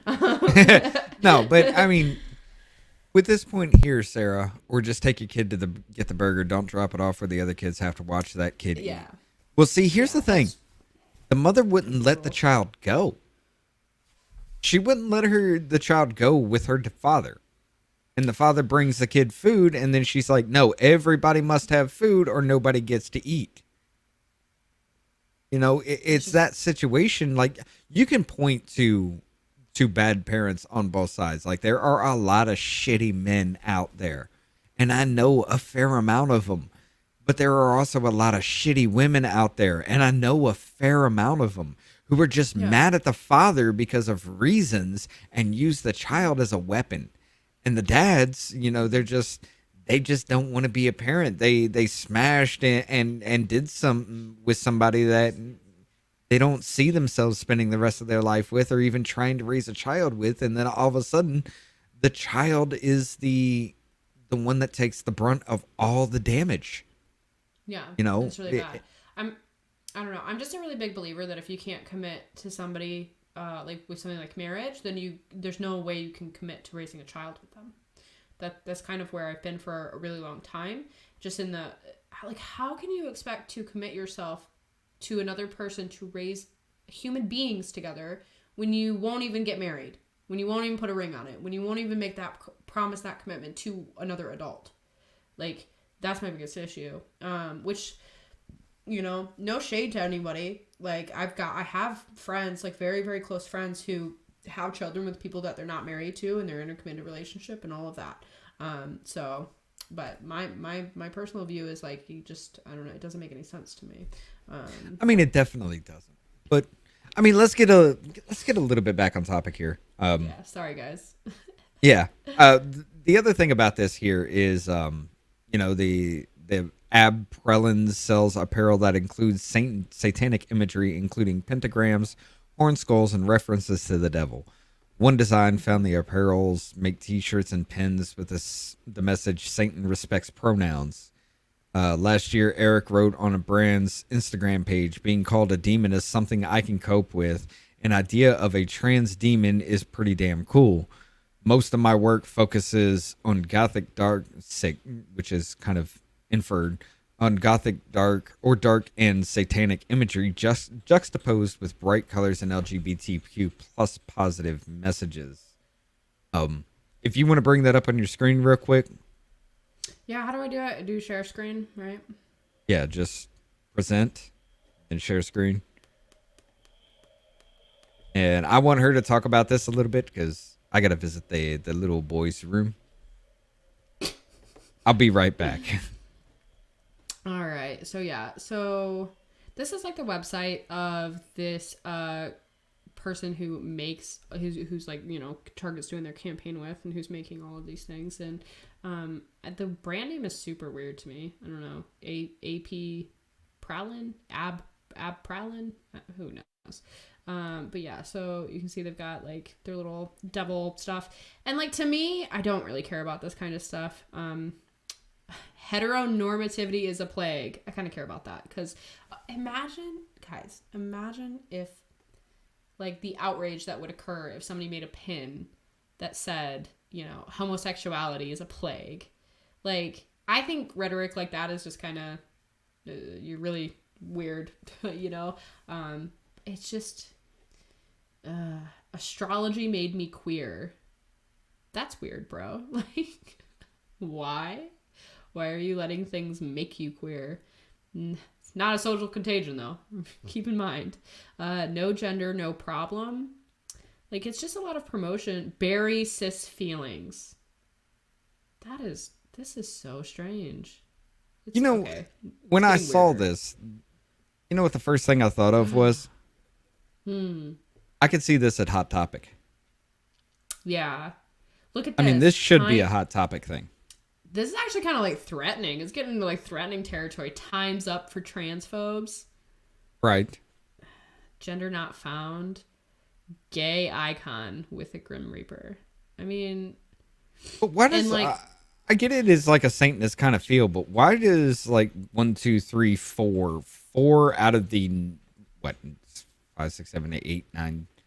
9 of them here are skulls or skeletons. Like, they're dead.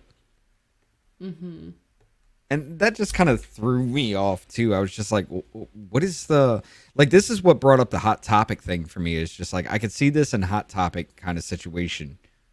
But anywhere else, why? Yeah, it's definitely like a vibe, you know? And it's like, I used to be an emo kid. We used to, you know, dabble in this kind of stuff, and I wore a lot of black in the day and all of that, and had plenty of skeleton type things and skulls and crossbones. That kind of thing is pretty common. But I don't know, it's with the imagery and like the wording, like the messaging is just strange. And like, of course, everybody's kind of freaking out over. Sorry, this is kind of boring, but we'll go back to the main page here. I think like all the Christians are kind of freaking out, right, about this, like satanic imagery and whatever. I think you're weird if you really do worship Satan. Like, I think you're a weird person, bro. But And this is coming from people that don't believe. Yes, it is fucking weird. Like, I think it's very strange to me because the entire point of religion, if you use it and utilize it correctly, is to give you hope and purpose and meaning and all of that. That can be very positive. Holy crap, I could be emo again, knowing what I know now. If I could be emo again, yeah. I was never emo in my phase, but I mean, I kind of understood it. But knowing what I know now, I would be dangerous. You know, it's funny too, because it's like I always frame myself. I'm like, this is what an emo kid looks like when we're all grown up. We chill out like a little bit, but you know, it's funny just because now I would have never imagined myself being conservative. It's wild, but it's strange. This is weird. Like, this whole thing. I mean, it is. Zem. Those pronouns are so weird. Where did the image go? I was trying to like read what it's just a bunch of different pronouns, I guess. Weird pronoun. Like, okay, I can understand making things to target that niche group kind of situation, you know, but this right here is such an incredibly niche area. I'm wondering how in the hell this dude got into mainstream.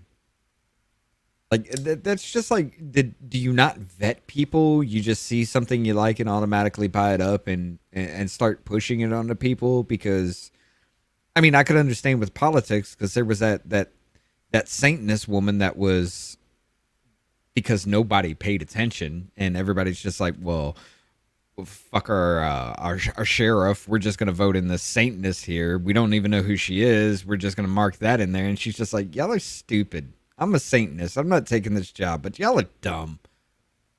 And I mean, it was awesome that she did that. Don't get me wrong, because she just proved it. It's just like, y'all don't pay attention to shit. I'm not what you want. I'm not taking the job. But look at you, stupid ass people.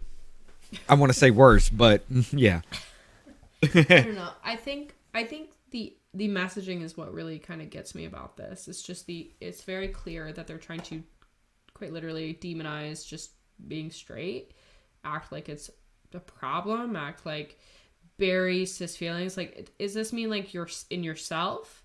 Like, you just, it's this weird social contagion vibe and this weird push to make this trendy and cool. And it's again, it's just like, you know, any other type of trend and social contagion, I guess. Well, skulls and skeletons in high art represent the little time we have on Earth. It is a positive message about cherishing life, but in postmodern art, it is supposed to be edgy, I guess. That's a good point. Well, I mean, I can understand that, but when you have a pin that says "Time's Up" for transphobes with skulls on it, that is a message that's just not like, hey, you only have this certain time. That is a message of, we're going to end you. Yeah. And also, just the fact that they call anybody transphobic who just slightly even disagrees with the doctrine. I'm just going to call it doctrine at this point, because that's what it is. This is a cult. This is a very firm, ideological driven cult, right? And their doctrine is gender ideology and making the term gender seem as malleable as possible, which is silly too, because the way that we understand gender now was contrived by researchers. Like, it used to be synonymous with sex. It didn't mean anything different. It was man, woman, that was it. And it's gotten warped along the way because of researchers, which I'm pretty sure, like, at this point, actually some of the worst atrocities in human history have been done in the name of research. So, like, maybe let's not trust everybody. Right. All right. But anyway, we've been streaming for like ever, so. Yeah, let's just go ahead and hit these last two here. You're going to take this one because this one hits a little too close to home for you. Michigan lawmaker proposes combating teacher shortage with changes to substitute requirements. Mm-hmm. All right. Take it away with this one. Tell us about it. Okay, so Michigan is proposing this change in substitute teaching, right? And essentially, it'll allow anyone to become a substitute teacher, provided you have a high school diploma and you're 21 years or older. But if you're 19, if you're 19, you can teach like 8th grade and lower, as long as you're enrolled in a prep course for teachers. And it's just wild to me because, like, the current standard is that you have to have 60 college credits in order to be a substitute teacher, and they just want to eliminate that. And the purpose is because we have a teacher shortage right now. And so for some reason they think it's a good idea to try to get people interested in teaching by just basically allowing anybody to walk into the classroom. And obviously I'm sure that schools would vet people to the degree that they vet teachers, background checks, that kind of thing.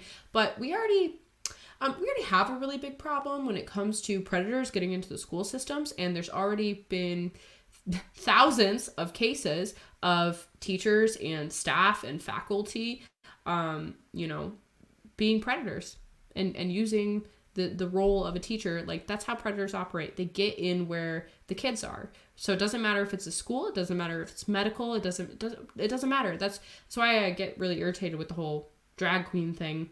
People act like people can't be a predator. It's like, no, they just go where the kids are. They see an opportunity, they take it. Doesn't mean everybody in this group is a predator. It means that you're letting them in. And I think this teacher thing is really dangerous, and like, it's being framed in such a way that, oh well, now like different staff members can just substitute teach, and it might get people interested in teaching and stuff like that. And it's just like, I just don't feel like that's appropriate. I don't feel like it's appropriate to use the classroom in this way of, well, we need teachers, so like, let's let anybody just substitute teach. No. And then there's also been like several cases that have come out of Texas specifically of like horrible, horrendous things happening in a classroom while a teacher is present.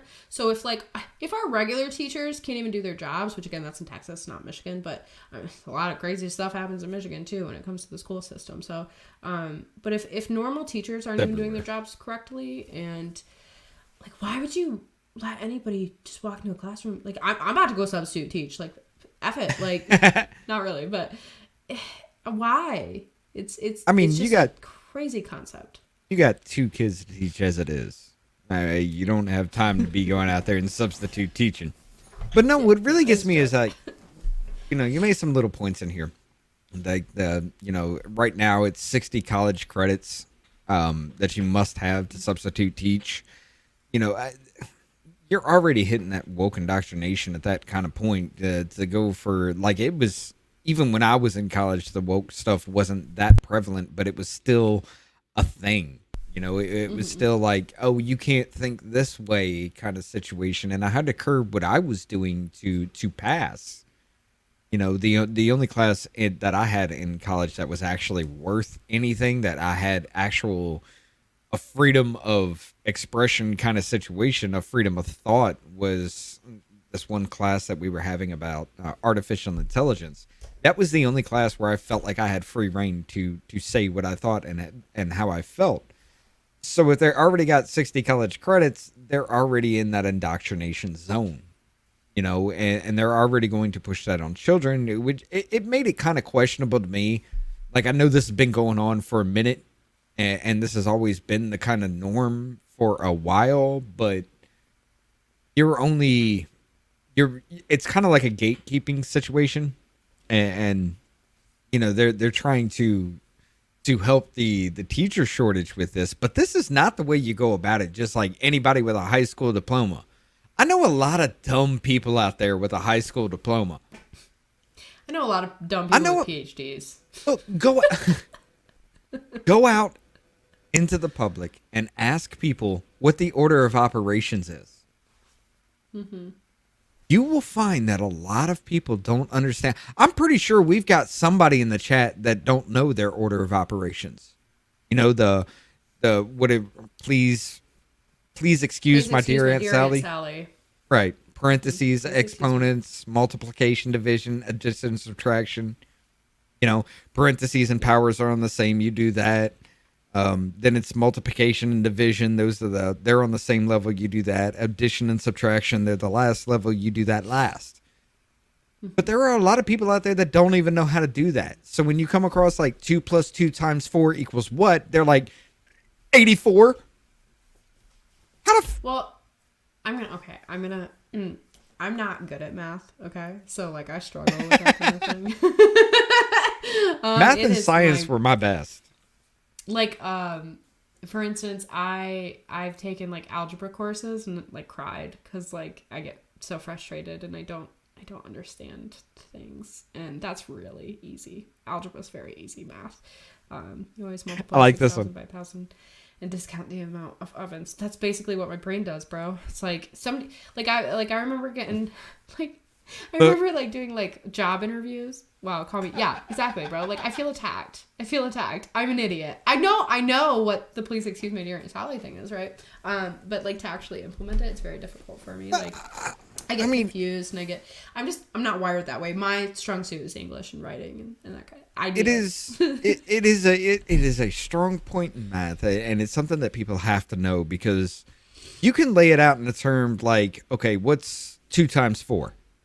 Well, okay, that's 8. Now plus 4. Okay, that's 12. But if you do what's 2 × 2 plus, or 2 + 2 × 4, everybody's like 2 + 2 is 4 × 4 is 16. No, you've come to the wrong answer. Yeah, it's the same thing. You don't understand. Yeah. The order of operations just breaks it down a lot easier. Mm-hmm. To where, you know, once you follow that, you come to, it's without the extra steps part. You know, and it makes it a lot easier. But we're also coming to an age where people can't do 2 + 2 without using a calculator. So there's that. That's me. I'm attacking her left and right tonight, apparently. No. So what happens is so my husband has actually tried to help me a few times too, and he's tried to be like, okay, like so. When you do math, you just round up to the nearest like 5 or 10, and then you have to subtract after the fact and yada yada. And that confuses me more. It makes it worse. Wait, hold up. Like, so I thought I was the only one that did that. No, I thought I was the only one that did that. Like, if it's 73 plus 84, I will round up. Okay, let's take the 3 off 73, add it to the 84. 4, 5, 6, 7, 87 plus 70. That's just it's easier. Confusing to me. No, that's it's so wild. It's not how my brain works. If you do 73 plus 84, you're trying to do this. Let's just, okay, 73 plus 84. Take 3 away from 73. That makes it 70. Okay, 84 plus 3, because that's got to go somewhere, which makes it 87. Now, 87 plus 70 is what? It's a lot easier.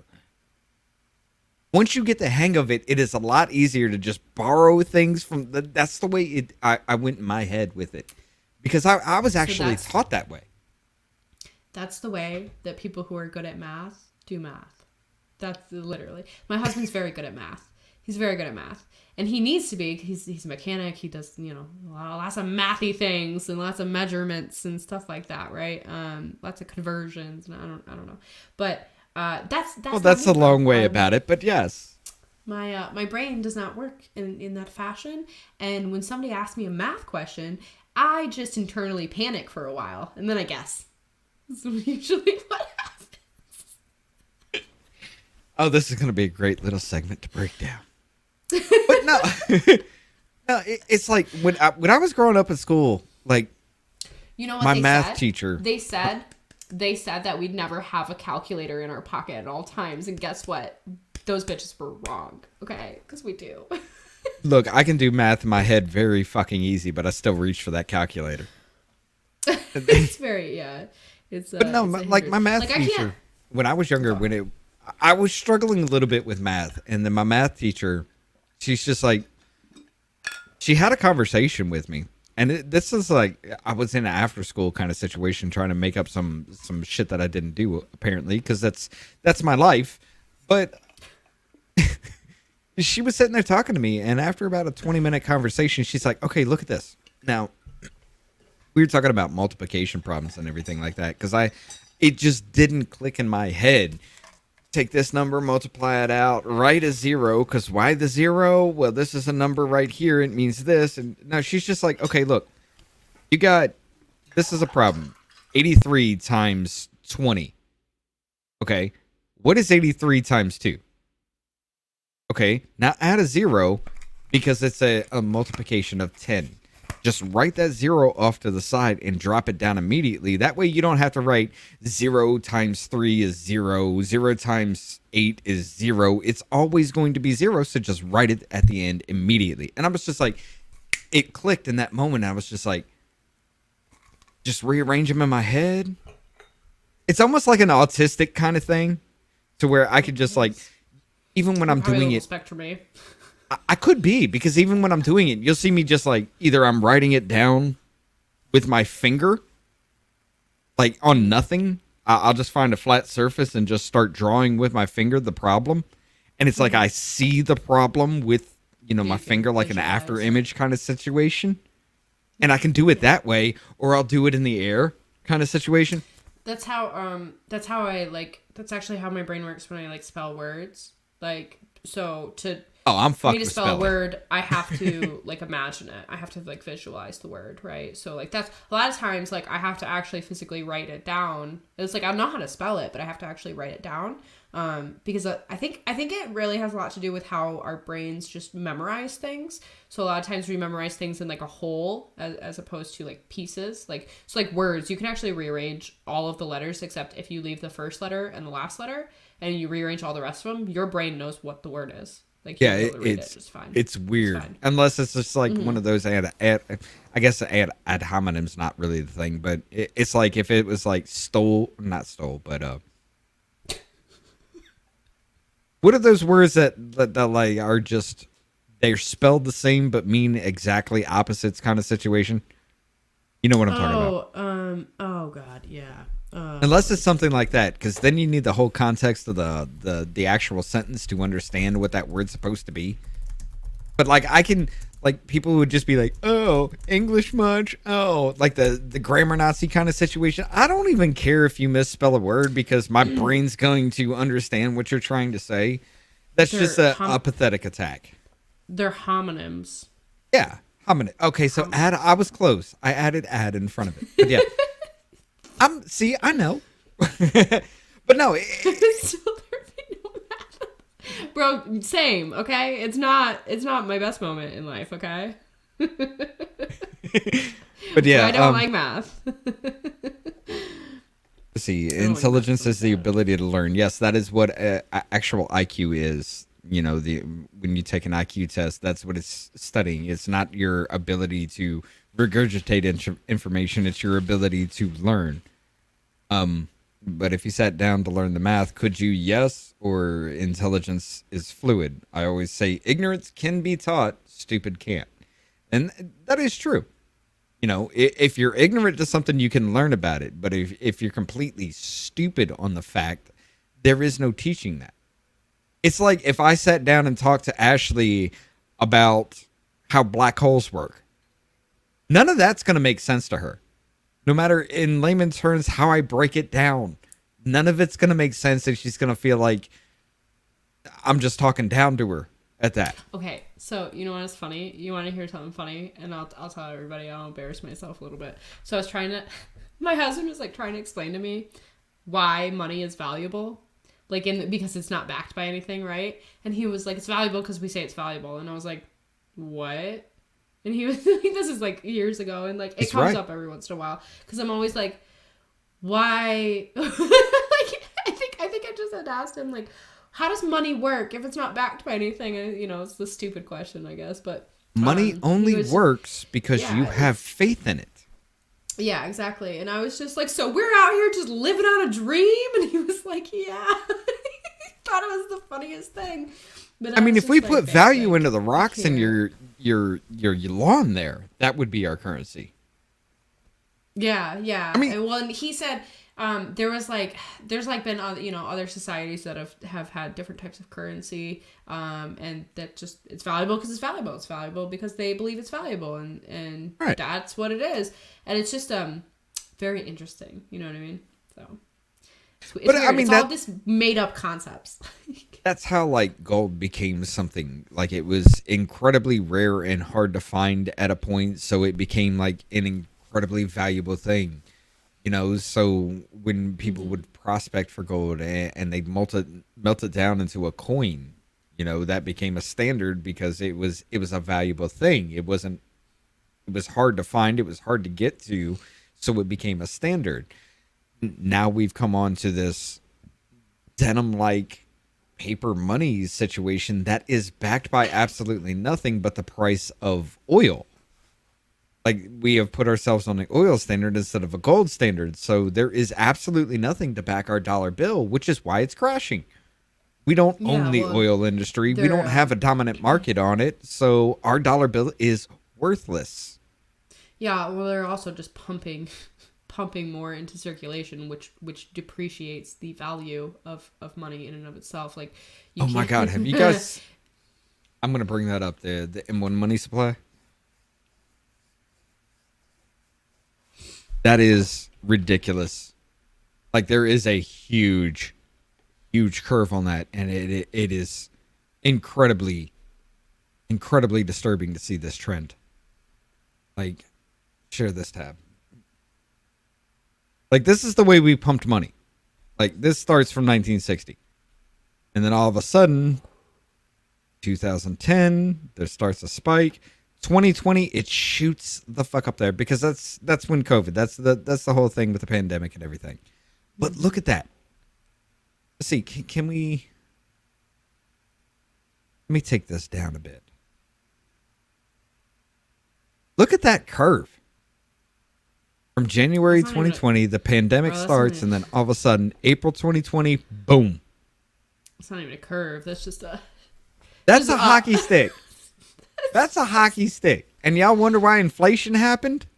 That's the reason. It just went from, hey, it's kind of valuable. There's 400,000 billion in circulation, and all of a sudden, 16.2 billion in circulation. So, I mean, the value of it was cut by a quarter. All those stimulus checks, all that, those bailouts, all that. They could have just not shut down the economy. And of course, where is it? Where was the March or April? And of course, we dig into the feeding the Ukraine situation. And then all of a sudden, we're starting to fight inflation. Like, this is incredibly scary just to see this. And this is why your double cheeseburger from McDonald's came up to, what, $4? Almost $4 now? That's the reason why. Everything is so expensive. It is insane. This is fine.png. Like, yeah, I thought that was really funny. It's getting concerning, like, because I had a kind of like a black pilled moment the other day, and I was like, people are right to a degree that, because I was listening to Jeremy and Sydney's, community note stream, and it just got me kind of off on a brain tangent. The last one, everybody was fighting everybody.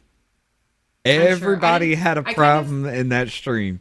I know. I popped in and out. I wasn't able to like watch it all the way through, and I just haven't gone back and watched it yet. So, it was a shit show. There's no point. You didn't miss anything other than a whole bunch of people fighting a whole bunch of people. Well, now I want to go see. But anyway, no. So like, Jeremy said this multiple times, and it's just in the aspect of like, the things that dominate our discussions currently aren't the things that really truly matter in people's day-to-day life, right? Like the trans discourse is important to talk about, and it is important to highlight certain things that happen in regards to the culture, but it's not in the same vein of like people are not able to afford their groceries, you know, like people are not able to afford. And I want to go look into the stats of like along the lines of like how many people have not really changed their lifestyle much in the last like 5 years and are now really, really struggling financially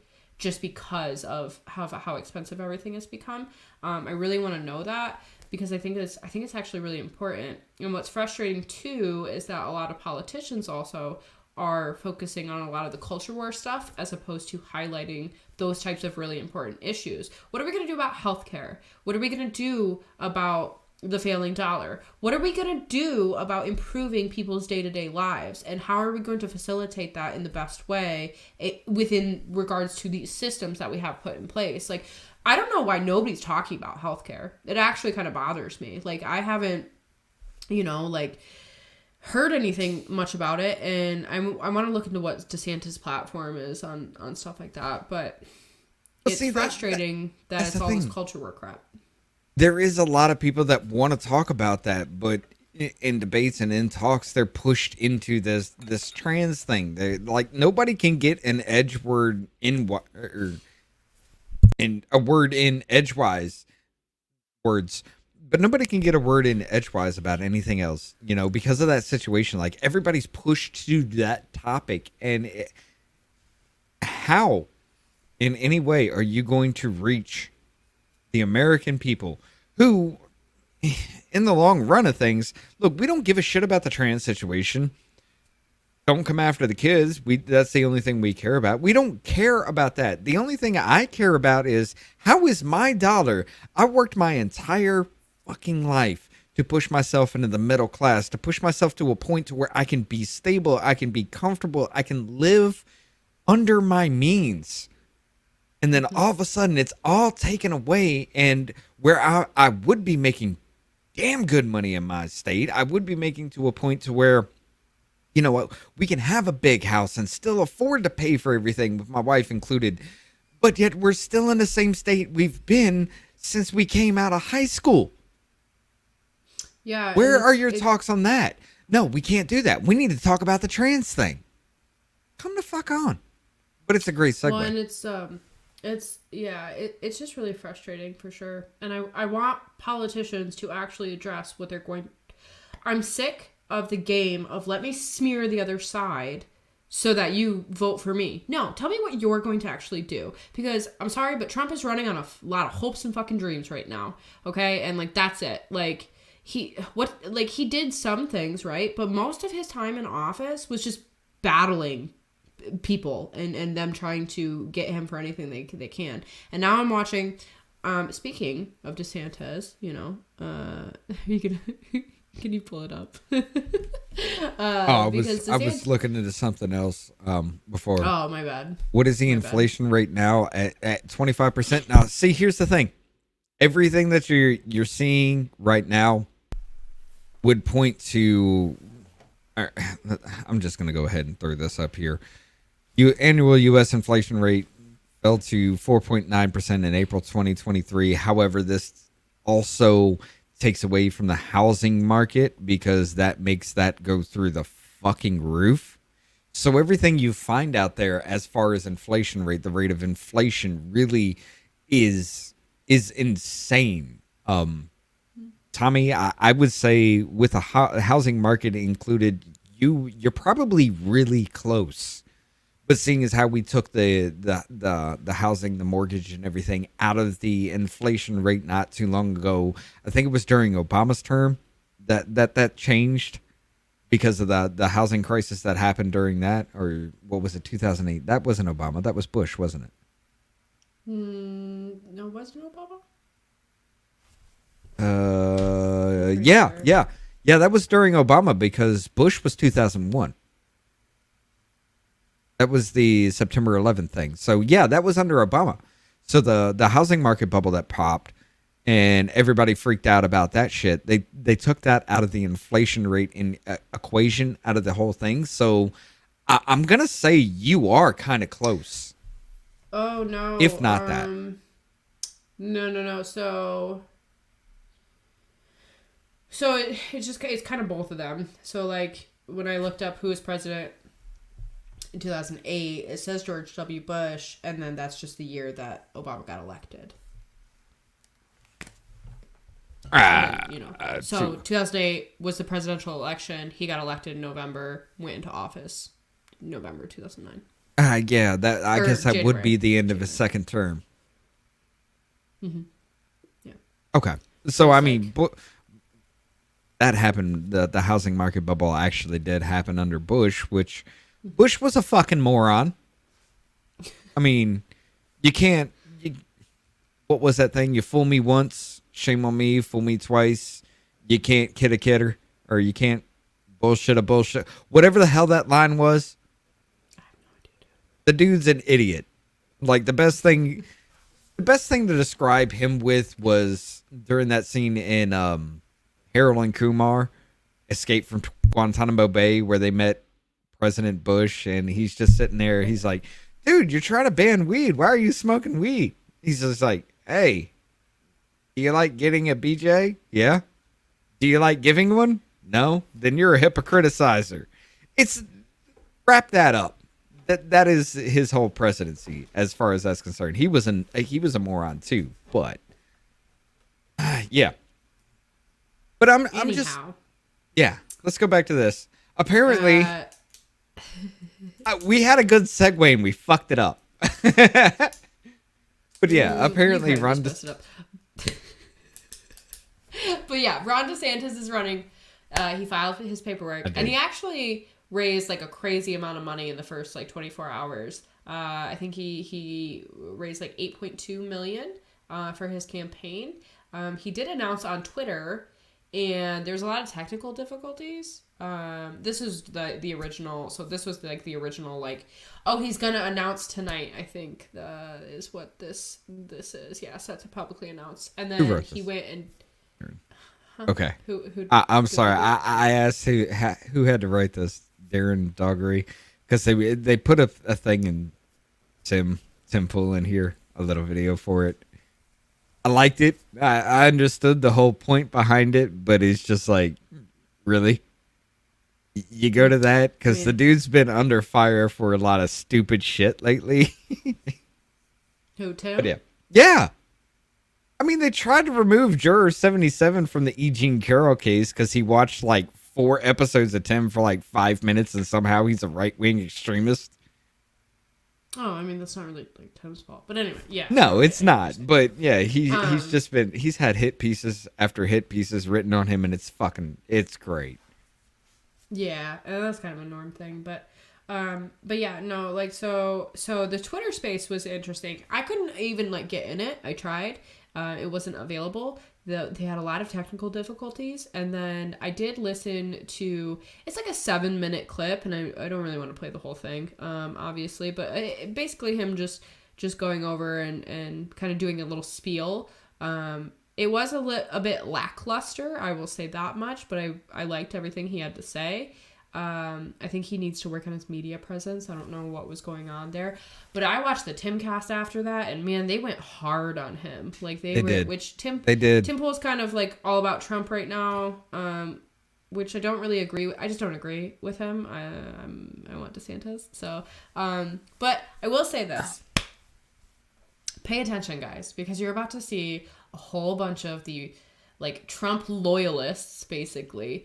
Smeared DeSantis in the exact, maybe not the exact same way, but using similar tactics as the left did to Trump. That's what is about to happen, and we're about to see a whole lot of hypocrisy in that regard. And I just don't like hypocrisy in general. I don't understand the war between, like, people, I straight up was like, just so we're clear, DeSantis 2024. That's where I stand. And people were like, oh, of course you would vote for DeSantis, and I don't know. The people were saying like the neocons and all kinds of weird stuff. And it's just like, you guys are acting the exact same way when when you said that you were voting for Trump and people would bash you for it. Like, I don't understand that. I'm not going to bash people for who they vote for. I think it's a waste of time, but yeah, so there are some issues with the way he announced. I don't know why they did it on Twitter. It's weird. I mean, I understand the purpose. I do understand the purpose, and I do understand why that is, because in Twitter you're going to reach a lot more people than you would in mainstream media, than you know. But they didn't. But they didn't. They could have. That is a failing on their part as far as that goes. But the message was still received. However, it was headed off in a fucked up ass way.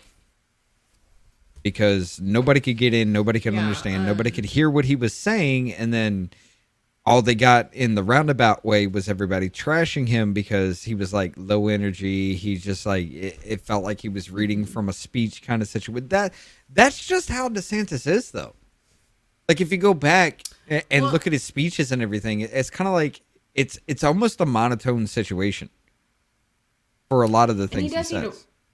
He does need to work on that, but also, like, I don't know why people are over here expecting people to all talk like Trump. Like, I don't actually enjoy that about Trump. I know a lot of people do, but I don't. I want someone with decorum. I want somebody who can conduct themselves in an appropriate manner, in a positive way. I want somebody who isn't, like, Trump is very much a celebrity, right? And he's very much, like, and he talks like one, and that's why. And he's had a lot of experience with being on camera, being in the media, being in the limelight. Yes. And I don't think most politicians have that much experience with that sort of thing. So it's just one of those things. It's like, okay, do you want, like, somebody to run the country, or do you want somebody to just you enjoy listening to? Like, I don't really care if his speeches are monotone. I don't really care about. Let's bring the cameras back for a second, because this is going to be a thing. Go ahead. You don't really care?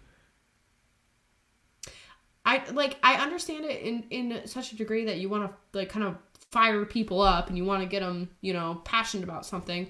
But at the same time, that can also be detrimental in a way. Like, I just want somebody who can conduct themselves appropriately, who know how to kind of play the game in order to win the game type of thing, and who actually deliver on their promises. And I don't think Trump delivered on a whole lot of the things he was doing. No, he didn't. And again, I want somebody who could perhaps maybe be able to work with the other side and actually get things done. And I think DeSantis is the guy for that. Let me ask you a question, though.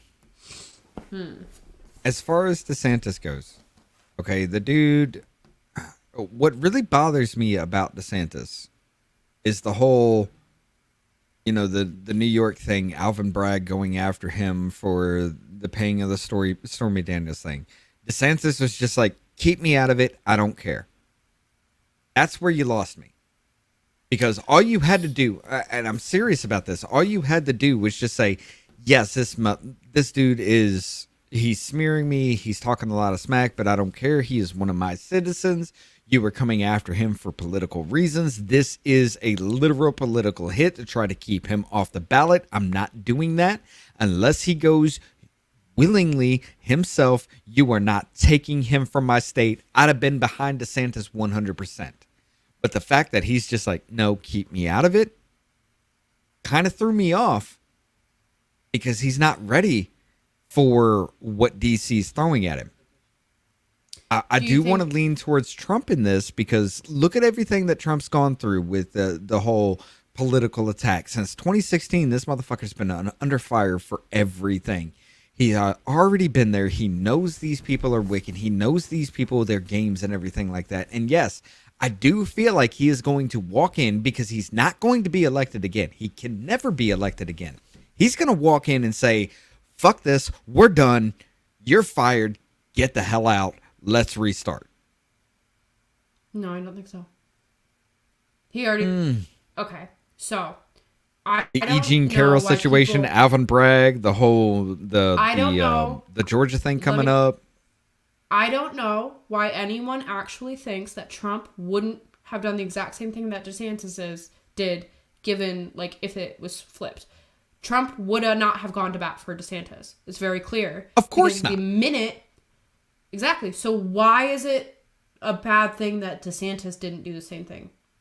Because that shows strength. That shows leadership. But I'm but you sorry. just Hold on. admitted- Hold on. Trump wouldn't have done it, but I fucking hate Trump. I can't stand the dude.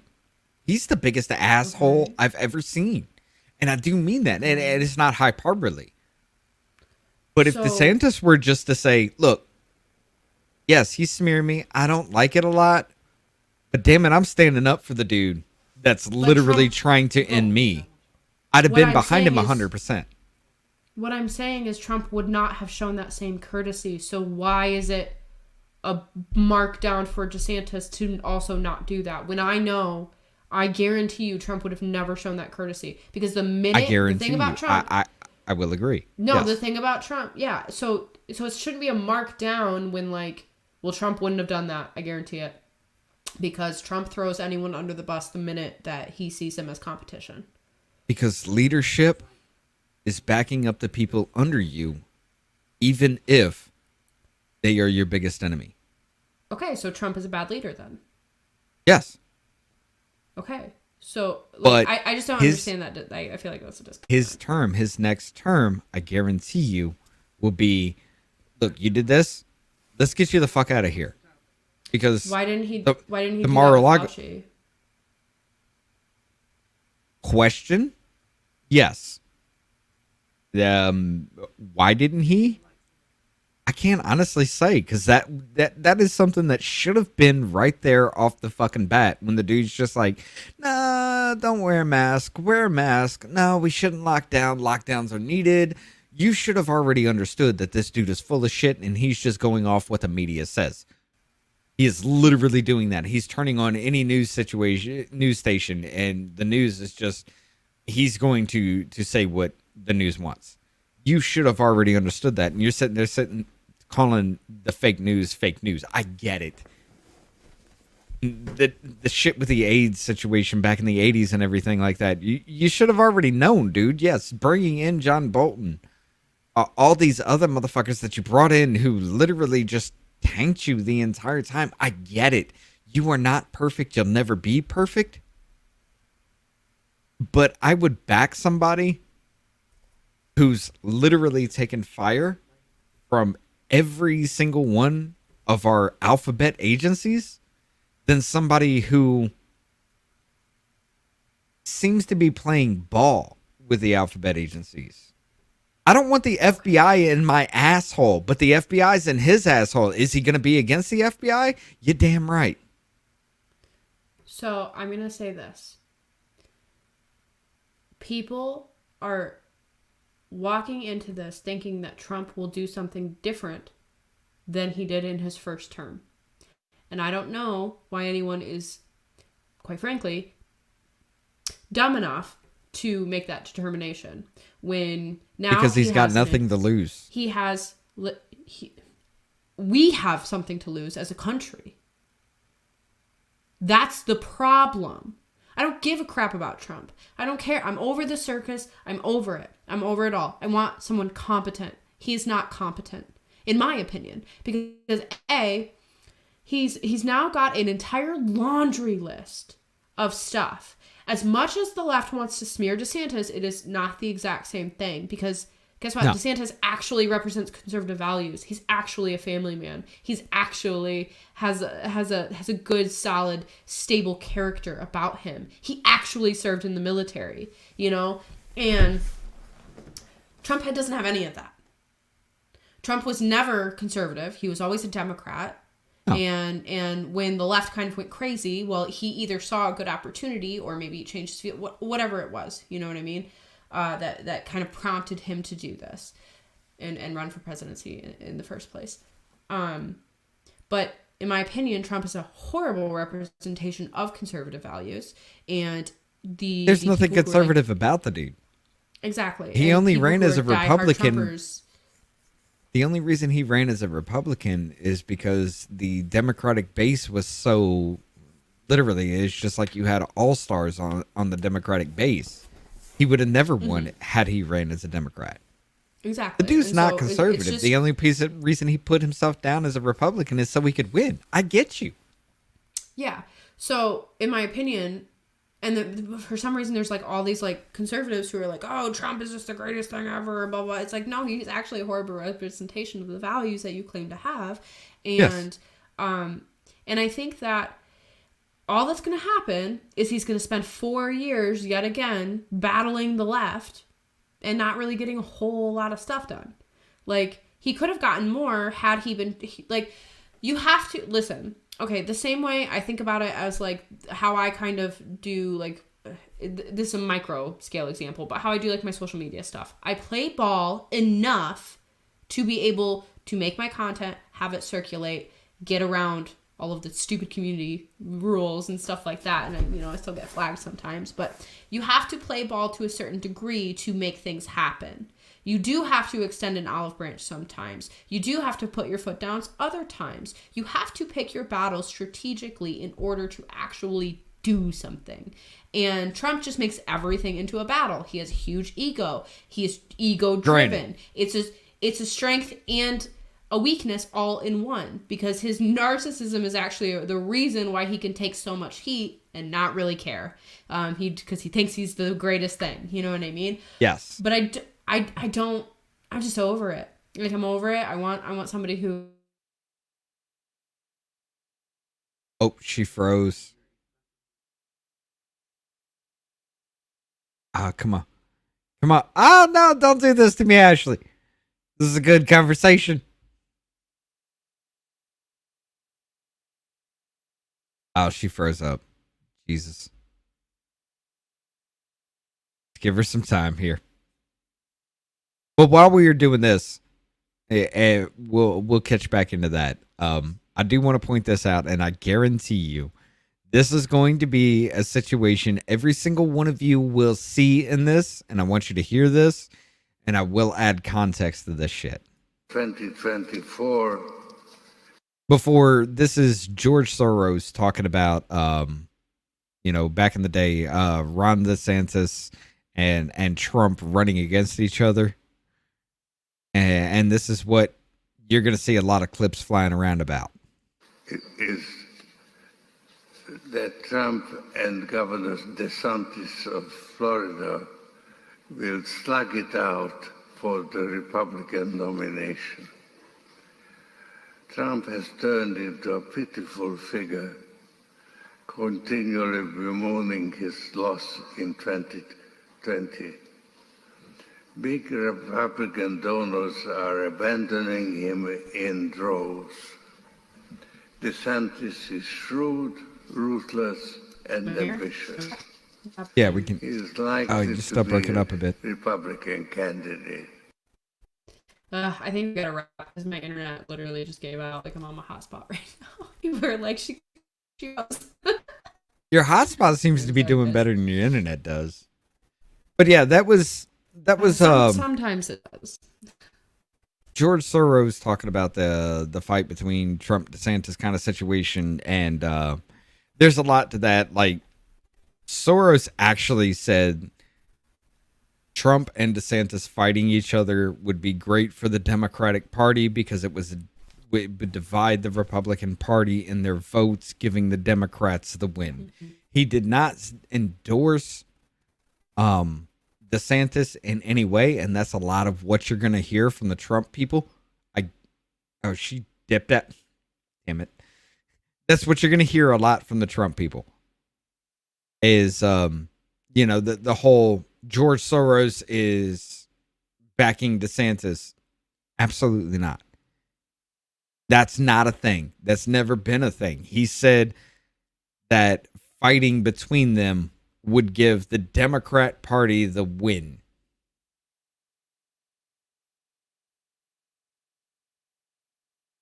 She's trying to come back in.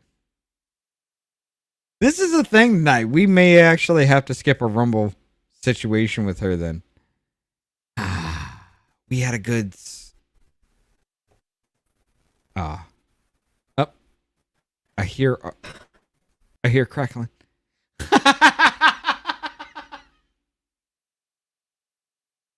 I'm sorry. This This is kind of funny. Are we back in? Can you hear? I'm sorry. Add yourself back in when you can. But no, that's not a thing. Okay, you're gonna hear a lot of talk about that. Just understand the fact that Soros never backed him. He was just saying the infighting between the Republican Party would give the Democrats the win. You're gonna hear a lot of talk about that. No, that's not a thing. Keep it out of your mind. As a matter of fact, push back and be like, no, that's not exactly what he said. You are the same cultist that you're trying to fight about, because no. Okay, put it nicer. Put it better than I would. But yeah, that's a thing there with that, because George Soros never backed DeSantis in any way. Let's see. Good conversation. Divide and conquer. The megas are sabotaging the stream. Apparently they are. Yeah. Okay, you back? Yeah, I'm sorry, guys. We gotta wrap because my internet, nothing's working correctly over here. Fucking Okay. Go fund me to get me better internet. That's a joke. But our options are just very limited out here. Tell Elon Musk at Elon Musk on Twitter. Tell him to give me internet. I mean, it'd probably be better than what you got right now. I'll tell you that. I've looked into But no. Starlink. It's not available in my area. Oh God. Yeah, they can send it to Ukraine. You know, they got it in Ukraine, but not here, not in Michigan. Yeah. But as a matter of fact, okay, so let's go ahead and we'll end we'll have to definitely pick up this on a different time, because this is going to be a good discussion between us. Yeah. How about next weekend? Maybe we'll just make a video on it or something. Maybe we can try to get together this week and make like an actual video. Okay. Let's sit down and have that conversation. We'll record it and get that going. But yeah, we'll go ahead and put out a video about that. What is that? This is the one I was trying to highlight, and the other one popped up. Damn. It's funny, man. Thanks for giving me laughs, chat. I appreciate you guys. We will. That's definitely going to be a good conversation between us. But yeah. As a matter of fact, I do want to touch on this, and I'm gonna go ahead and do the Rumble only stream if you're not want to stick around because of the internet situation. I do want to do the Rumble only stream because we will be talking about the as everybody knows it, the city bike Karen, and there's a lot going on in that. I put out a video where I'm a complete fucking ass to what I'm about to bring out, but I'll be nicer in this kind of situation because I am live. But yeah, I'm going to do the Rumble only portion of that with you having your internet problems. If you don't want to stick around, I understand. But I'm still going to hit it. Okay. But yeah. As far as that goes, yeah, we're definitely going to sit down. Let's have this conversation. Let's record it, and there's going to be I'm pretty sure there's going to be some things we do need to edit out of the conversation. But I'm ready for it. Okay. But we also do have something else that will be coming out later. I'm not going to say if right yet because we still have to solidify all that as far as that goes. That's all I'm going to say. And there is absolutely no reason on the face of this earth why I cannot end the YouTube segment anymore the wrong way. I do have a little cutscene for a Rumble only thing that we will be getting into. Yeah, but real quick, don't forget, guys, I'm going to be on Simpcast tomorrow. Right. That's on Chrissy Mayer's channel, so make sure to check that out. I think it's 9 p.m.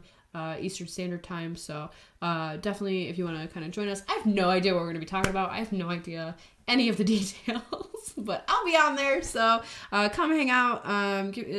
Just back me up. No, and then also make sure to check out. that's what I love about What's Chrissy that? Mayer. like you don't know what the hell she's talking about until you're there, kind of situation. It's all organic with her. You don't know who you're gonna be. You don't know who you're gonna be on there with. You don't know nothing, man. But it's fun. It makes it fun that way, I think. Most of the time.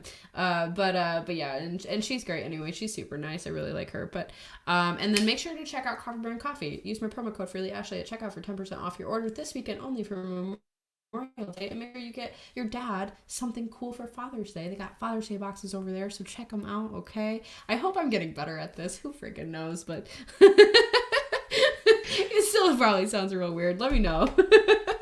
But yeah. Well, it kind of cut out because of the internet. Guys, we need to make you some videos that we could just be rolling the situation here. Yeah.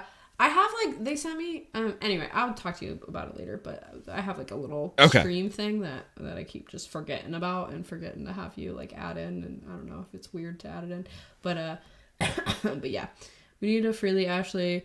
I don't know. No, I don't want to. I feel like that would be a. I feel like that would be a cat fight nobody wants to see. Yeah, nobody wants to see that. I watch a lot of Venti's videos. I think she does a decent job, good job in a lot of her.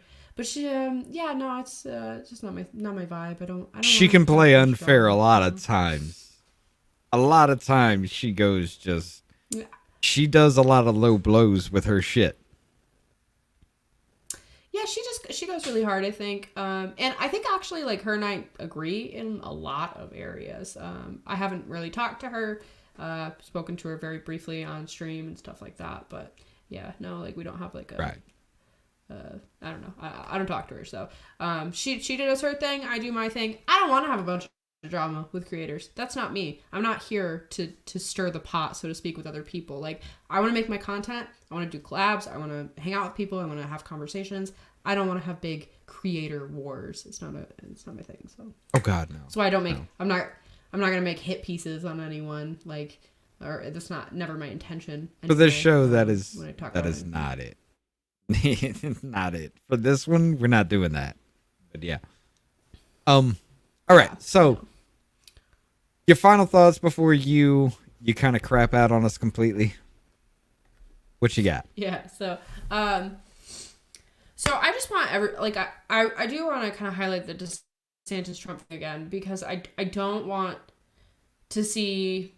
I'm seeing a lot of leftist tactics. I'm going to just say it. I'm seeing a lot of leftist tactics being implemented by Trump loyalists.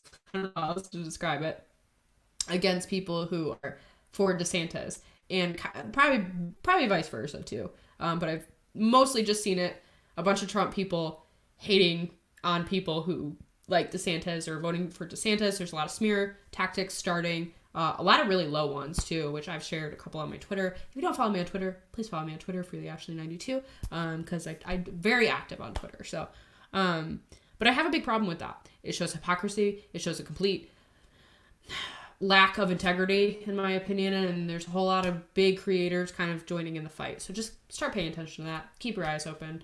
Don't fall victim to it as well. If Trump is the nominee, I'm going to vote for Trump. I don't want Trump to be the nominee, though. I want DeSantis. So that's where I stand. Either way, I'm voting red. So, and I'll begrudgingly vote for Trump type of thing, just because we get these people out of office. Like, get the Democrats out of office right now. I just can't do it. So, but yeah. Other than that, Michigan has lost their mind. We're going very, very woke here. Please send your thoughts and prayers to me, because we are a completely blue state right now. All of the House, the Senate, and the governor is all Democrats. It's a great time. We're passing a bunch of freaking stupid bills and wasting a bunch of time on stuff that shouldn't be wasted. Thrusting whoever into school systems, just hoping for the best. It's a very weird thing, and I feel like that was my only two like really big things. Stop going woke and stop going broke. I don't know. Those are my final thoughts. All right, for the YouTube segment, look, Target, but like, y'all are already done. You've done so much in the past that I don't see this being a thing. I feel like Target's going to go the way of Kmart kind of situation, but like Anheuser-Busch, you screwed yourself trying to burn the candle at both ends. Like, you could have done something. Joe Biden and Fetterman's wife? No. Yeah. No. They're the reasons why we're here. But anyway, yeah, with the Michigan thing, I don't know what y'all are doing up there, but y'all need to calm the fuck down. Craziness. I'm telling you. And as far as the Trump DeSantis thing, yeah, we're definitely gonna sit down and have that talk. We'll record it, put out a little video. Of course, it's gonna have to be edited because there's gonna be some things in there. But yeah, we'll definitely have that conversation going on here very soon. We've also got some other things coming down in the pipe. Like I said, I don't want to bring it up just yet because it's not solidified. But you will see us somewhere else soon. We will let that know when we got everything set in stone for that. However, we're gonna go ahead and go to the Rumble only section. I do have a little cutscene kind of situation, a little bit of a break that we're gonna have in the situation. Definitely go over to the Rumble situation that we have going on over there because I want to talk about the City Bike Karen kind of situation that's been going on. And a lot of the BS that's come up about that. And I have a problem with somebody that needs to be brought up. I'm going to be nicer than my video. But y'all go ahead and head on over to Rumble. We appreciate every single one of you guys. You guys move the chat along. You were watching, like the video, share the video, get it out here. Let's keep this going, ladies and gentlemen. But you want to go ahead and say your goodbyes real quick? Yeah, thanks everyone. Appreciate it. And thank you for being over here in the Off Label Podcast channel. It's pretty sweet. And he's going to laugh at me because I'm a dork, but that's okay. It's fine. No, as soon as you said, yeah, everything just cut out. Oh my gosh. Bye. My internet sucks. Goodbye. Tell Elon Musk to send me Starlink, please and thank you. We all love you, Ashley. Have a good night. We'll see you again very soon. For everybody else, we're going to cut to Rumble here in a second. We got problems. I'm going to bring it up. We'll see you over there, ladies and gentlemen.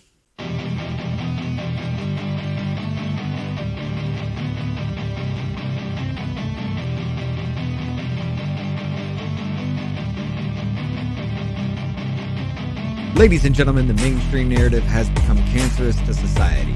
Currently, there is no known cure, but doses of other treatments have shown some promising results. Off-label use has been authorized.